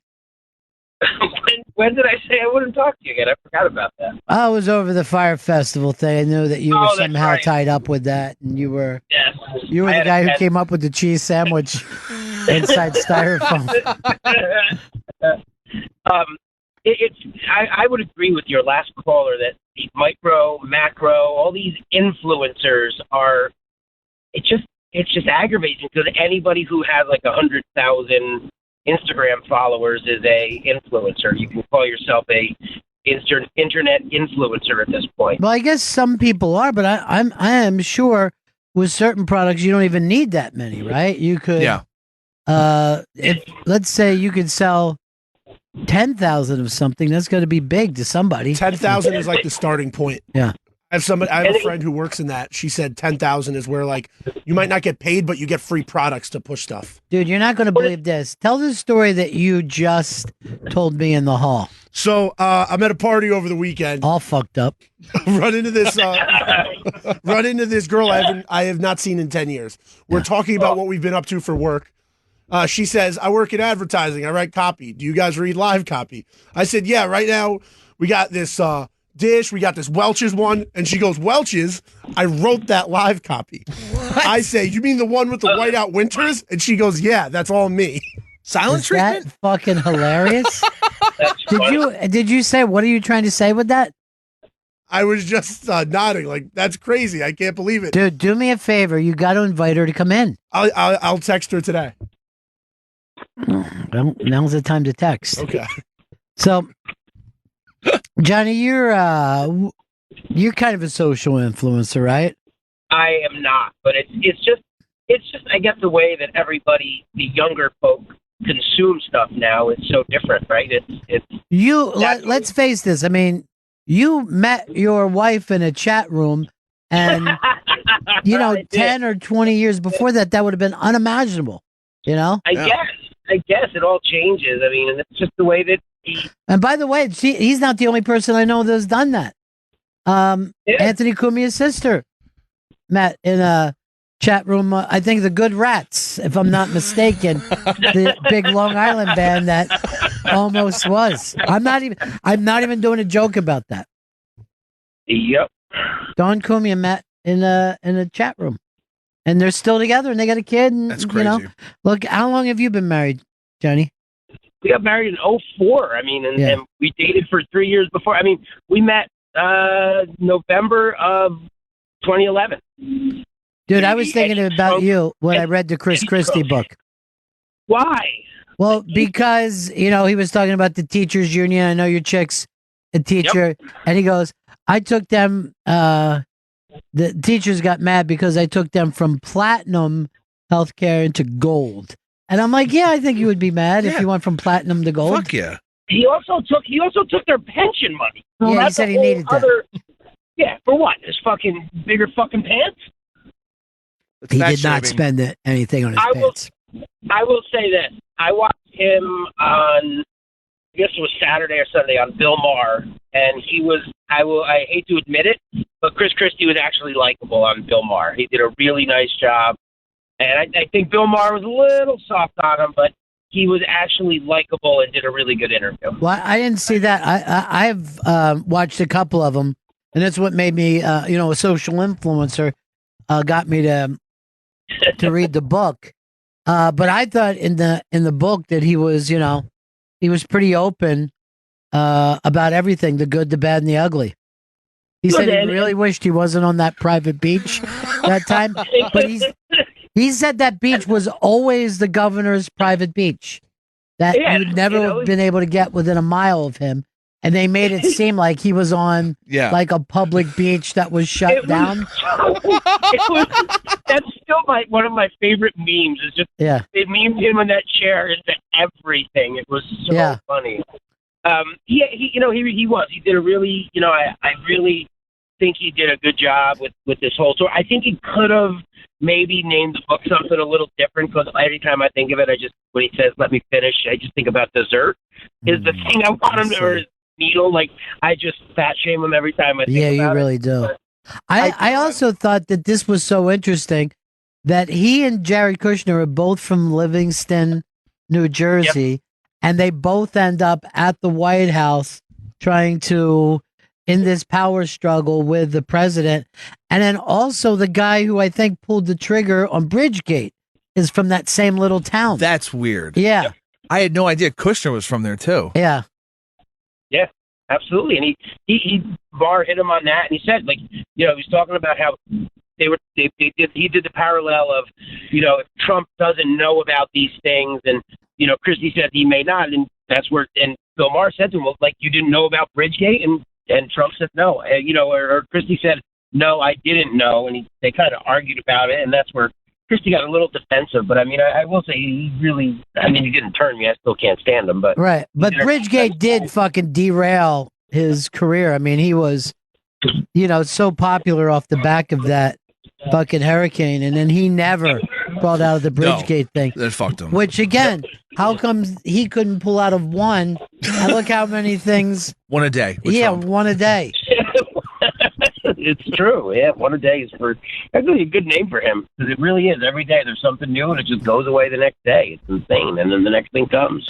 I got to take a break here, and then Seton Smith is coming out. His album, Bologna Meat, is available on all streaming services. Delicious. Go to SetonSmith.com for all his dates. He's one of my favorites. All right, Johnny, we will talk to you soon. We should get together soon too, buddy. What is this? Please. What are you saying? Berries. Nice and loud, like a big boy. All right, thanks, Johnny. Talk to you later.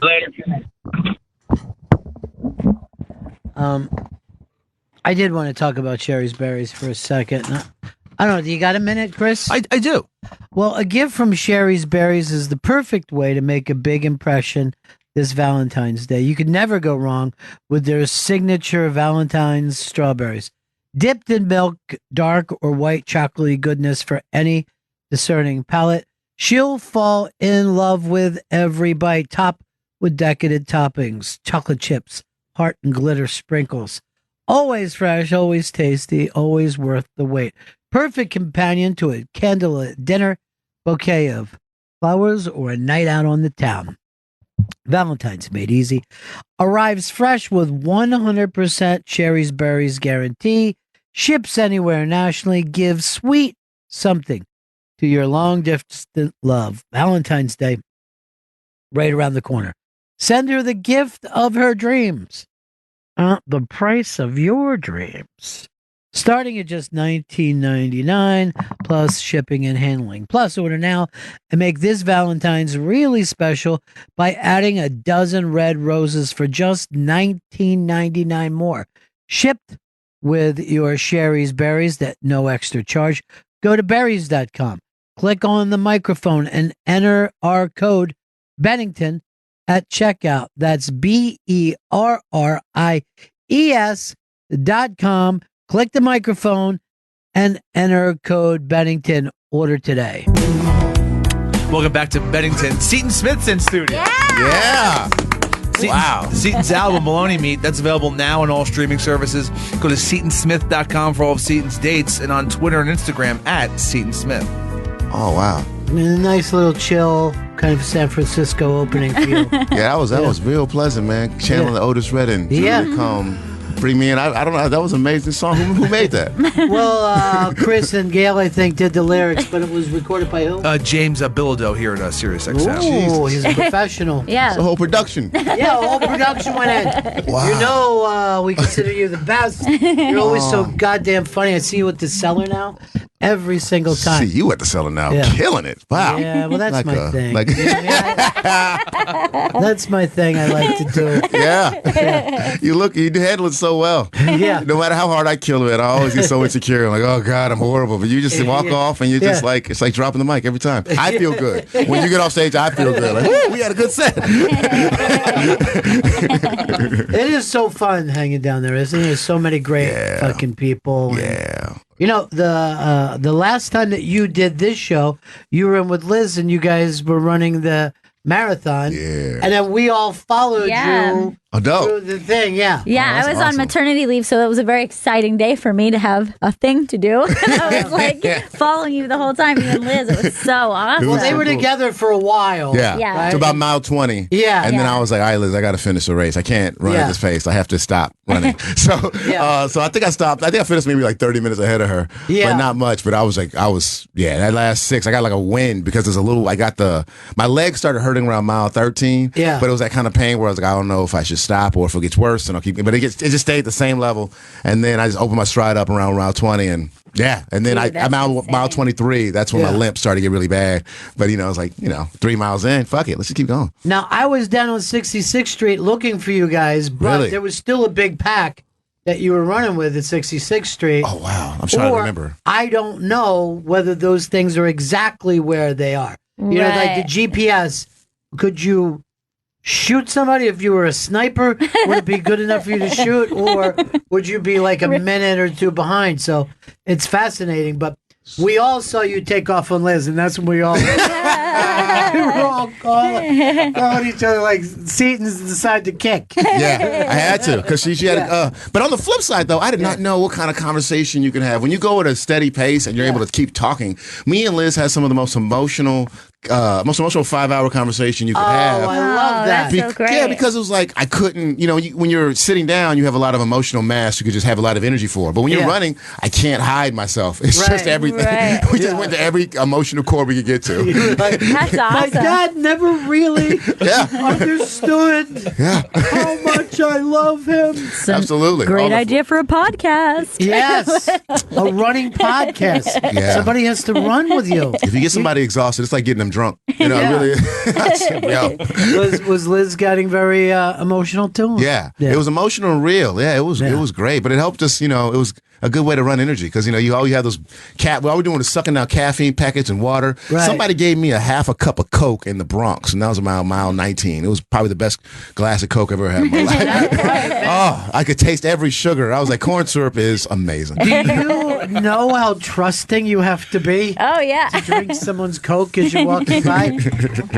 No, you gotta imagine how defeated I was emotionally. I wasn't questioning nothing. They had a biofreeze tent set up on every mile. I didn't know what biofreeze was until that day. Y'all know it's like apparently it's some stuff you just rub on your muscles and the pain and the tiredness goes away. Is that right? Yeah. Wow. So people were just rubbing it like it was water on their bodies and just so they could just keep pushing.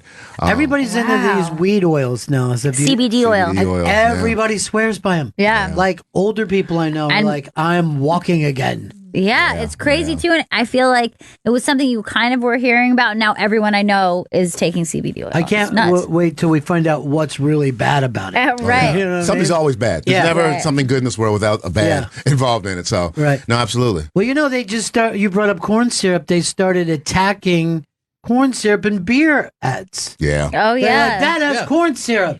And they're like, when? Always. Budweiser's always at it. And you're like, why are we bringing it up now? Yeah, and then the corn board started attacking. Corn boards? I didn't even know there was one of those.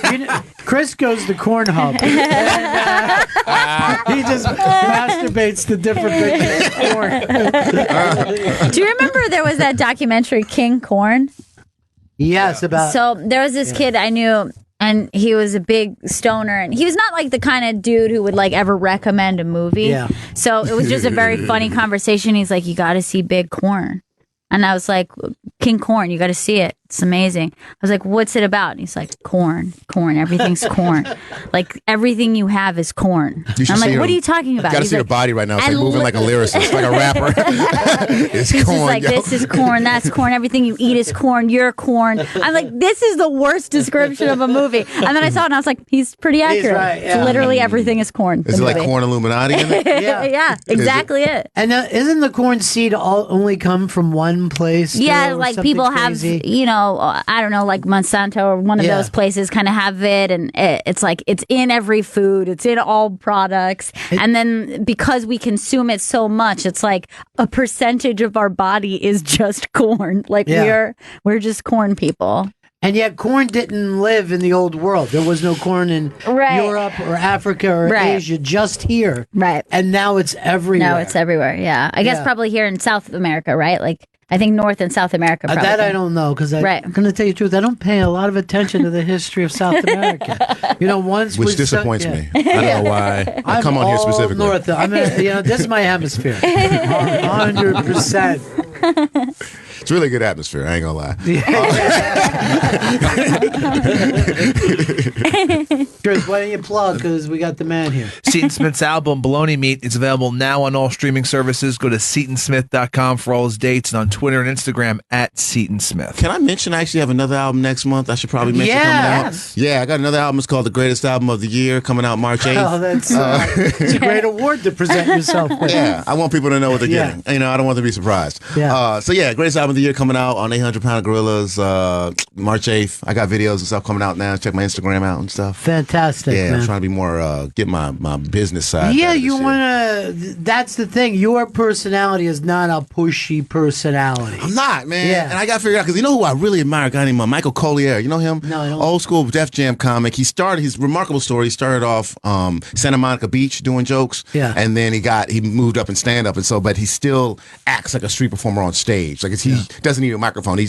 But like it's really a wonderful show. But after the show, he harasses you with that same energy. So if you're walking past him, he'll just yell, "Where you go with my money?" And it's just like, "Oh, you're so funny. Here's money, man. I'm gonna give you money." I'm like, "Oh, my act ain't like that. I'm not." Like I got on stage and talked to you for an hour, and then got off stage going, "Please give me money." People will be like, "Well, this isn't the same person." Yeah, this is not the same guy. Yeah. But that's why, like, he was really saying, like, when I said, "Oh man, you're crushing," and he's like, "Nah, you are." You know what I mean? He's attempting to push it away. Get this compliment away from me. But the thing about Seton is he is naturally likable. Well, thank you. Many comics are not naturally likable. I am not a naturally likable person. No one ever goes, "I'm going to spend more time with that dude." Just only 3 hours a day for 30 years. That's it. No more than that. That's the end of it after that. Well, you just exhausted me by even saying that. That is a real job. I ain't gonna lie. When I say it, I'm like, oh man, being interesting every day. Well, you know, I used to do 4 hours a day until I don't know how many years ago, but that was the thing. Every shift was 4.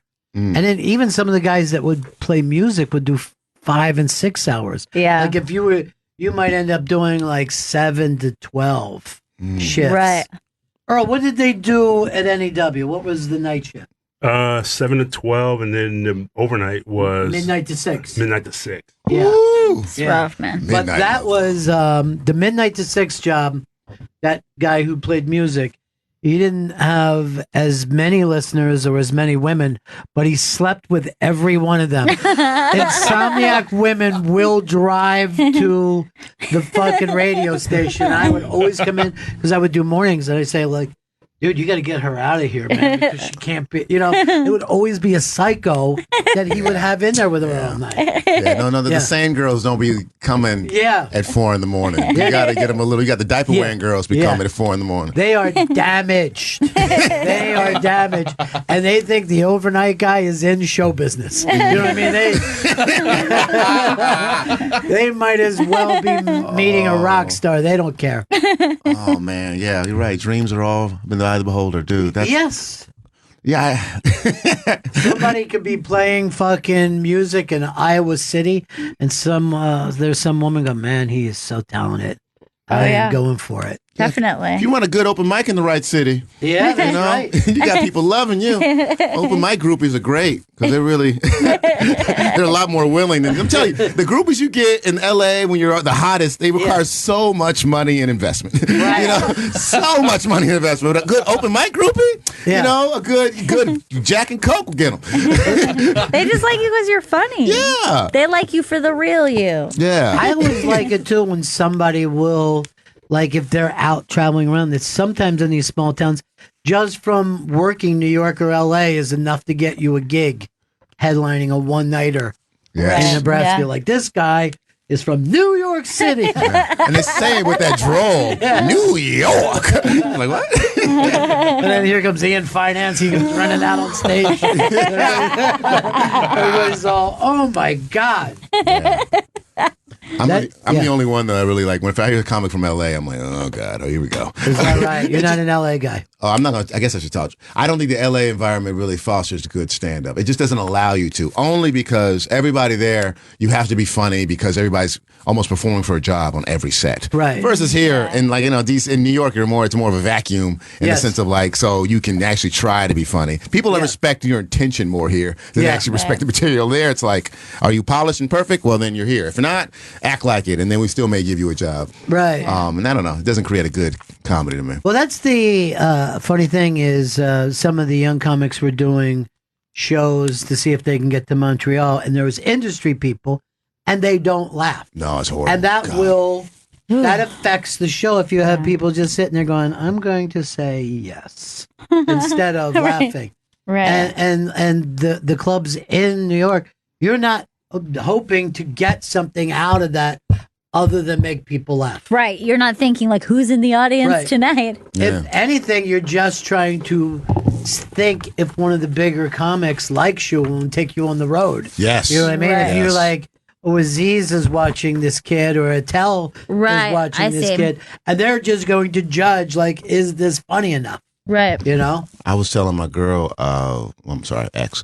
I was telling her, like, you had to remember that. Gotta remember. It's only been well, like, with Montreal, it's like, you're never going to get a perfect crowd, ever. And if you expect that, you're setting yourself up for failure. What they really want is somebody who looks like they can handle the worst situation possible. So don't look for the worst. Don't look for the best situation. Look for the worst, and then just have a good, strong face. Because I was this happened like last year or 2 years ago. Chris Rock was doing an award show, and they had a whole bit written out, and they had it on the teleprompter. But in a live performance, in the middle of the performance, the teleprompter went out.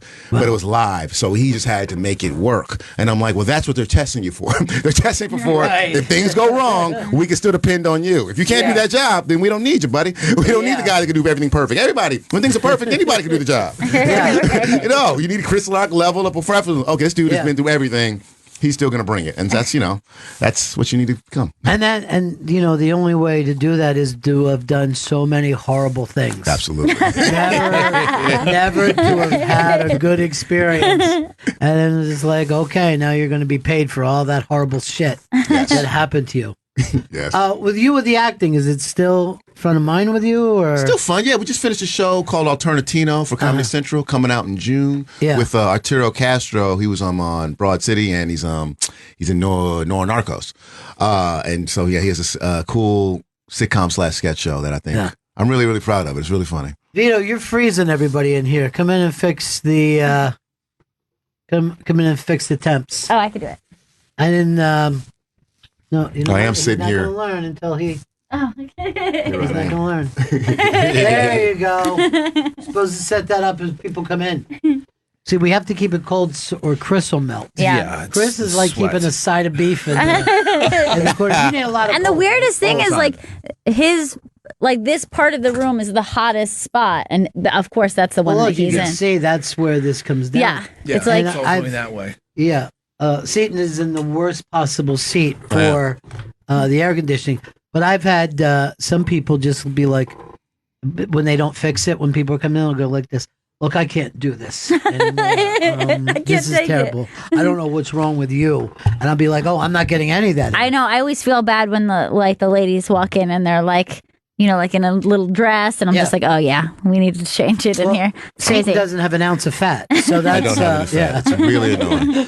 It's really, I get cold constantly. This is a real obscure story, but okay. Sophomore year of college, for some reason they overbooked the dorms, and so they didn't have enough rooms for students, so they had to book us in hotel rooms, right? Yeah. Weird side note of that story. The hotel they booked us in was the DoubleTree, and that DoubleTree was interesting because it was right across from the Pentagon on 2011. Yeah. 2001, 9/11, 2000. Yeah. So I got to see the planes crash in the Pentagon. Some people believe that never happened. Oh, well. Some people said why aren't there? And obviously, planes hit the Pentagon. And if I didn't see, if I didn't see the smoke myself, I wouldn't believe it. But it was crazy. Anywho, So I had a roommate, and we were weird, and so we moved. It was a double-bedded room, and we moved the beds on other sides of the room because we didn't want to be next to each other because we were weird. Yeah. Stupidly, I put my bed next to the air conditioning, and he put his all of us went away from it, and so he needed to blast the air in order for him to be cool, and I got definitely sick. I was throwing up because I'm just sitting there like, it's so cold. He's like, whatever, put a blanket on. And and whenever that AC runoff, do you ever see that terrible color of stuff? Oh, yeah. It'll come spilling out sometimes in the city. Yeah. It'll drop down on you. Oh, that's a bad day when you're walking down the street and you just feel something wet and you're like, boy, I don't know what that was, but it's not good. My boy collected that water and like poured it on other dudes he hated his doors. Oh. Like, wait, fuck you, man. I was like, you a sicko, man. You're going to be in jail one day. Plug away, Chris. Seton Smith's new album, The Greatest Album of the Year, comes out March 8th. That sounds good. And he'll be on Alternatino, which comes out on Comedy Central in June. Go to SetonSmith.com for all of Seton's dates and on Twitter and Instagram at Seton Smith. Now, where'd you record the album? DC Improv, September. Yeah. Is that one of your favorite clubs? Or Yeah, I started there. I started in DC. Was that right? So, yeah, I liked that room a lot. I didn't anticipate how sensitive they'd be because I forget how sensitive they are versus the rest of the country. Right. So, and my album right now is real searching for perspectives. Like, for example, like the closing bit of the special is me asking the crowd, "What's the worst thing your parents beat you with?" And it's this fun 9-minute bit, and people are really honest and really fun, and it's like. People say horrific things like not included on the album. I remember, you hear belt, you hear switch, you hear one like a rice patty where your parents would make them kneel on a rice patty Really? until They smack them with it? no, just make them just kneel there until their knees would just get worn out. Like that's shit like that. Or the couple worst ones. Her mother was to slap her on the back of her hand with the flat side of a knife. I heard that one. Another one. This was weird. Somebody hit him with a salmon. A whole salmon. That's crazy. That's from the Biggest Catch show. That's all they had. Yeah. So, anyways, again, the show got dark, and then it got light and dark again. So it's completely different from my last album. My last album was like hot and like, it was a lot of fun energy, and this one was like, dark introspection, but it was still fun. Don't make me get the salmon. The funny thing is, the pride that people will have about getting hit when they were a kid. You know what I mean? They will go out of their way to be like, oh, we got hit with a hockey stick or whatever. And then you're going, but do you hit your kids with a hockey stick? Oh, God, no. You know what I mean? I've never hit my kids. We've cut that out. But living up to that time, everybody I knew that I grew up with got hit with something. Right. You know? Yeah. And I do think that is one of those things that people like wear the badge of honor, like, oh, these millennials, they didn't get hit enough. And it's like, yeah, you're the ones who didn't hit us. Right. You're like, that was your choice. Yeah. 'Cause the last generation guys had a little too much fun with it. Exactly. It's just like, okay, well, this is it. That's what made them so great, I guess. My mom was so little, she would always hit us with her shoe, but we were like cracking up most of the time. But when I got, my brother's like 6 or 7 years older than me. And then when I got like about 15, I decided I wasn't taking shit anymore from him. No. And then me and him started going at it in our house. And we went into the dining room table and down on the floor. And, it was a ruckus. And my mom came running in. She takes off her shoe and goes to hit us both with it. I caught my brother right on the bridge of his nose. And he started bleeding, right? And then I was up like, if you had enough. Is this it? And he's like, Mom did this. You didn't do shit. You like that? Yeah. You didn't think that I could do that. It was like literally our last kind of fight because I was too big to just get beat up easily. But I always remember that was the funniest part. I honestly tried to take credit for a heel to his nose. I wouldn't let that go. I'd still take credit. Yeah. Regardless. Comedically, I was just happy to say that seems even more embarrassing to me.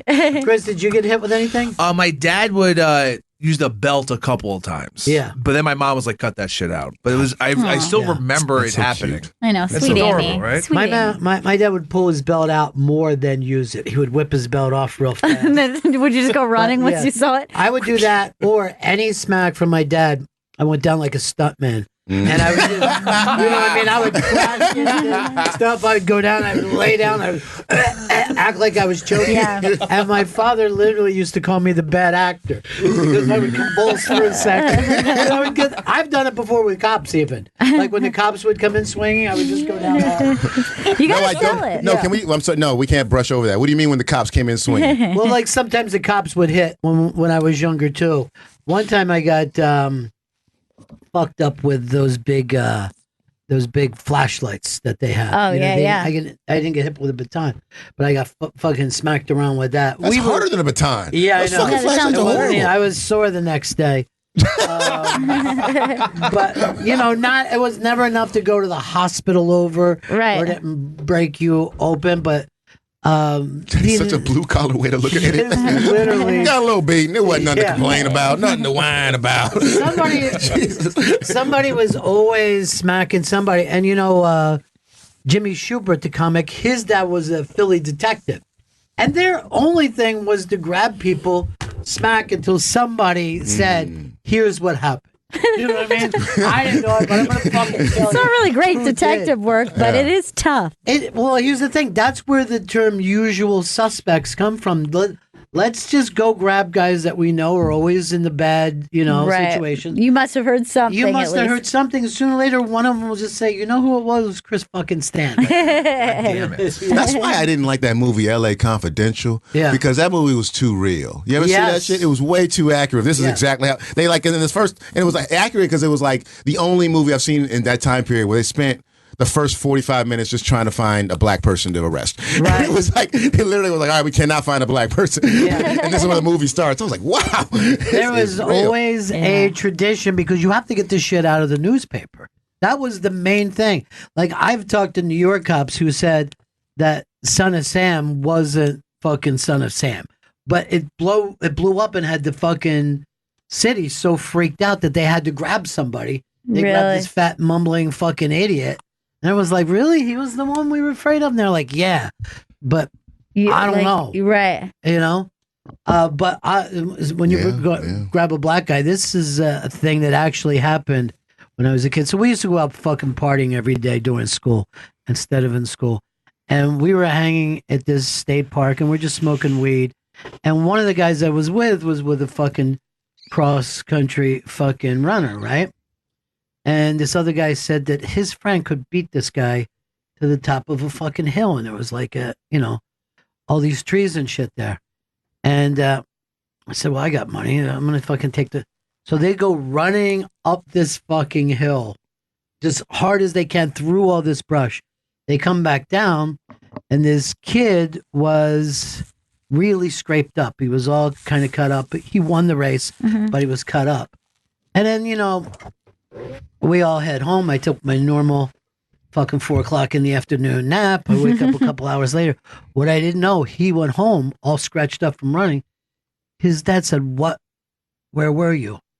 And he said, he couldn't say, I was partying, I ran uphill. He said, I got jumped by a couple of black kids. That should have been the end of the story. His dad throws him in the truck and they start fucking driving around through the neighborhood next to mine, looking for these non-existent black kids. God. Yeah. Liam Neeson is really talking. He wasn't talking about nothing. Yeah. Liam Neeson fucking said something that people think, and that's what you can't do anymore. You know what I mean? Even if you thought it 20, 30 years ago. But blaming a fucking black kid was just an easy way to out of something. Who knows that his dad was going to take it so fucking personal? Right. You know what I mean? He thought that was going to be the end of it. And his dad was like, those kids, and he's like, no, not them. You know what I mean? Some kind of other kids. Yeah. Yeah. You know who knew that guy was going to take it too seriously? Black people. We knew. Oh shit. Yeah. No. But that is the truth. And how many guys went to fucking jail over that thing of let's just get this out of the paper. Let's just get it done. Yeah, totally. That's why that movie was like, I don't like, cop movies in general always bothered me, especially after the videos came out a couple years ago. But that movie in particular, was I like the fake ones where like they're always finding the right fucking villain. Right. Well, the L.A.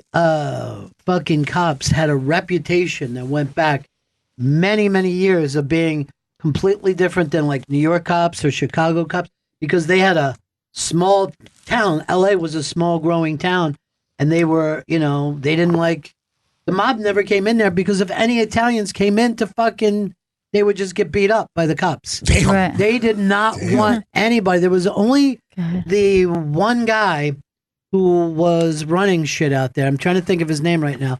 Very famous name. He was a Jewish guy. Cohn, right? It was Roy Cohn? No, Roy Cohn was a New York lawyer. That was Trump's lawyer. But basically, he was the one guy that was running, and the cops would have a deal with him. Did you ever see Devil with a Blue Dress? I did. I've read all those books. It was that was so fucking great. Yeah, no, he painted L.A. because it was interesting to me with those books. To me, he painted instead of like making it like about race, which is on the surface it is. It's more or less like on the surface it is. It's more or less like he treats the race problem like an adventure story. Like the cops are they're just demons that he has to fight in order to get the princess. Yeah. Versus like well, woe is me. And then, he never takes it personal. No, he's just like shit happens. You gotta people gotta get dead sometimes. Mickey Cohen. Mickey Cohen, thank you, Earl.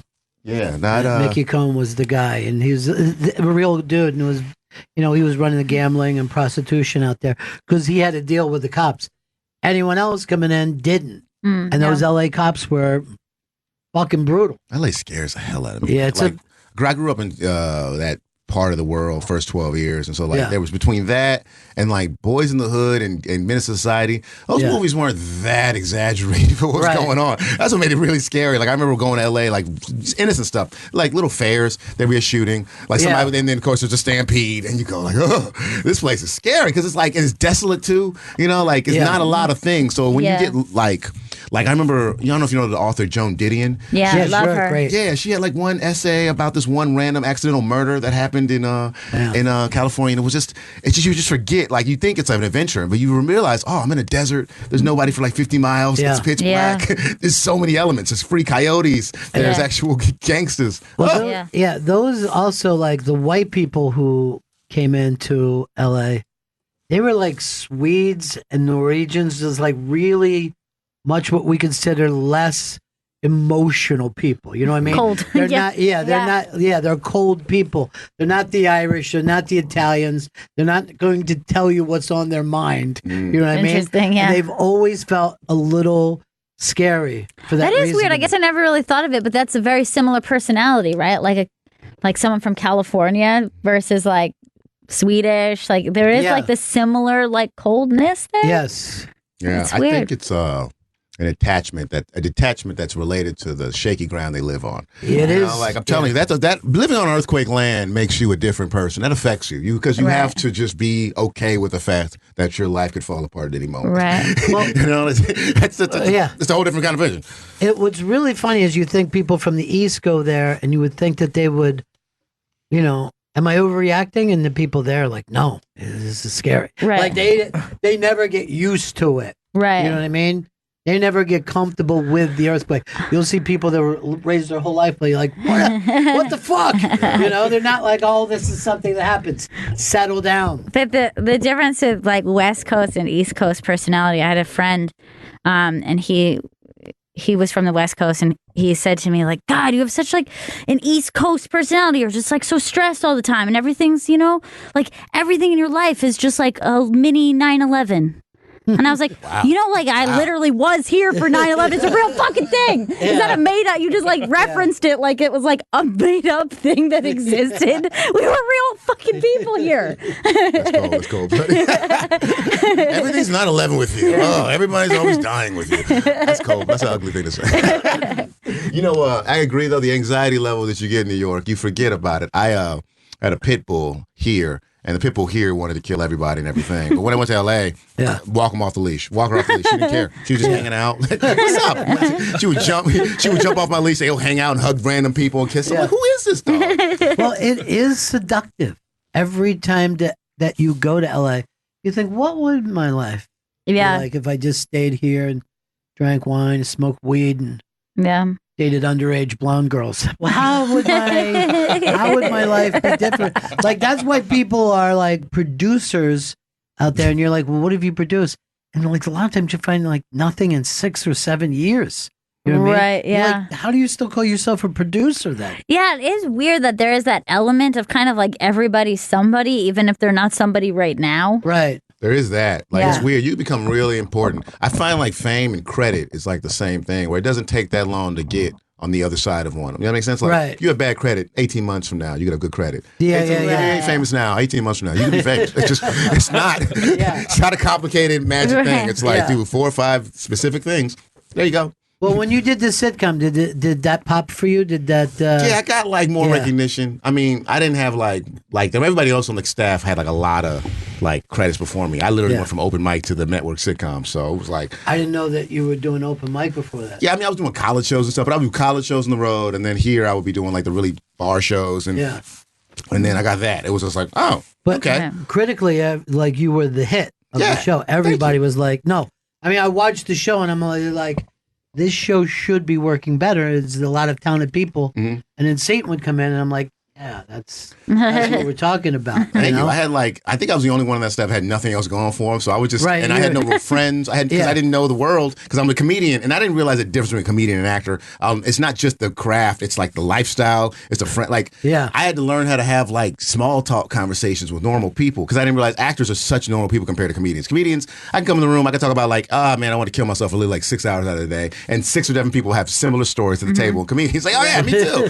I want to kill myself. What happened? Oh yeah, man, life sucks. Yeah. But I do have actors. They like, I had this fun story. To me, this is hilarious. So I'm on set. We do like a great table read. I kill. All right. Lauren Michaels tells me I'm amazing. I go to a show because I have a special spot on DCM, the Melrose Improv. I'm like, feel great. Get out of the car. A TMZ camera guy's like, Seton Smith, hey, here's some questions. I'm like, oh, I'm about to be me. Somebody else in the show was like, hey, man, I saw you on the show. Great. And then once I walk in, the owner of the club goes, oh, yeah, Dane Cook's on, so you be bumped. I just thought, that's hilarious. That's just a right? And so but then I go back to the set and I tell some couple people, hey, this is what happened to me. It's hilarious. They're like, oh, I'm so sorry. Are you okay? I'm like, yeah, I mean, that's ridiculous. It is happening. My ego just got in the trash. It's hilarious. But nah, man, it's sad. Nah. That really is like a funny thing because even here in New York, you don't get to go on and do an hour if you drop in. You know what I mean? Like Chappelle will come in and do more than 15, but he won't do. Oh, that's Right. that's not. Oh, he could do whatever he wants. No, he did like 6 hours once. Oh, is that right? He once got on stage around 12 and kept him going till 6 a.m. Oh, okay. He does that. Last night, Aziz would do like there's like 5 or 6 people who do that. Aziz, Louis, Croc. Yeah, I think he'll keep doing it. I ain't gonna lie. Like But they go on at the end of the night and keep going. Depends how they feel. Yeah. Aziz last night will do every show he can because he's working on an hour now. Right. So like last night he was on the last show, an hour and a half, but I think he did the other 3. But like I know Louis will rarely do more than 40. He like always is specific, and Chris Rock will never do more than like 20 because he's always working on specific things. Right. But Dave, yeah, 6 to 8 if he wants to. Wow. And I don't know. It's fun to watch with him because it's like it's not just jokes at this point. You just can't do 6 hours of jokes. Right. They don't exist. No, you just can't do 6 hours of bullshit neither. It's like a specific. I remember I hosted one show where I got on stage. I was on stage for 4 minutes when I get a note. Somebody passed. I never get notes on stage. I read the notes and it just says, Dave, bring Dave on now. 4 minutes in. I'm like, okay, well, 4 minutes in, everybody, Dave Chappelle. And he got on stage and he talked he did this in 20 minutes. He lulled them into going, you know what, y'all? I got a party around the corner. Why don't y'all all just come to me with the party? And he walked the entire room of the cellar. Wow. In 20 minutes to go see a party around the corner. Only 3 people stayed.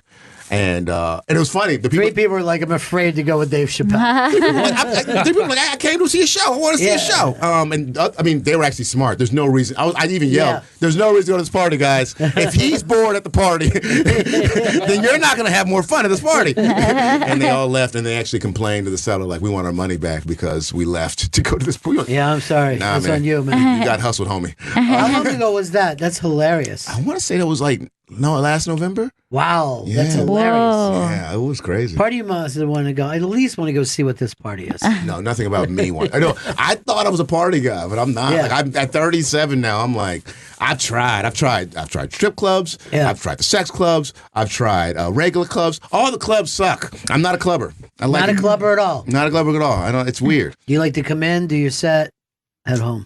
Yeah, I like to maybe have a good conversation. Yeah. I like talk a little trash, maybe go for a nice walk or talk. I don't even want to see shows no more. I used to enjoy shows. Like, I can't watch Broadway. Have you ever watched, after watching stand-up for so many years, can you actually sit and laugh at a Broadway show? Well, no. Musicals, I can't ever do. A good drama I could do, but... Good drama's different. Yeah, I can go through some pain. But pain's the shit, but there's only one musical I like, and that's like Hedwig and the Angry Inch. Oh, love it's it. like one of my favorites. Oh, good. Yeah, that's something different. I don't know what that is, but it's brilliant. It is. And the music is like legit. Like it's like really actually an incredible soundtrack. Yeah, that music could have came from 1973. Chris, we're wrapping it up. We're wrapping it up, yes. This went so fast. I know, He's such a went too funny fast. guy. Such a great guy. Seton Smith's album Baloney Me, that's available now on all streaming services. His new album, The Greatest Album of the Year, comes out March 8th, and he's on Alternatino. That comes out on Comedy Central in June. Go to SetonSmith.com for all of Seton's dates, and on Twitter and Instagram, follow him at Seton Smith. Thank you so much, Thank my you friend. so much. Thanks for having me. All right, man. We'll do this again soon. Maybe Please. back for the new album. Hey, I'm out. I'm here, man. Hanging out.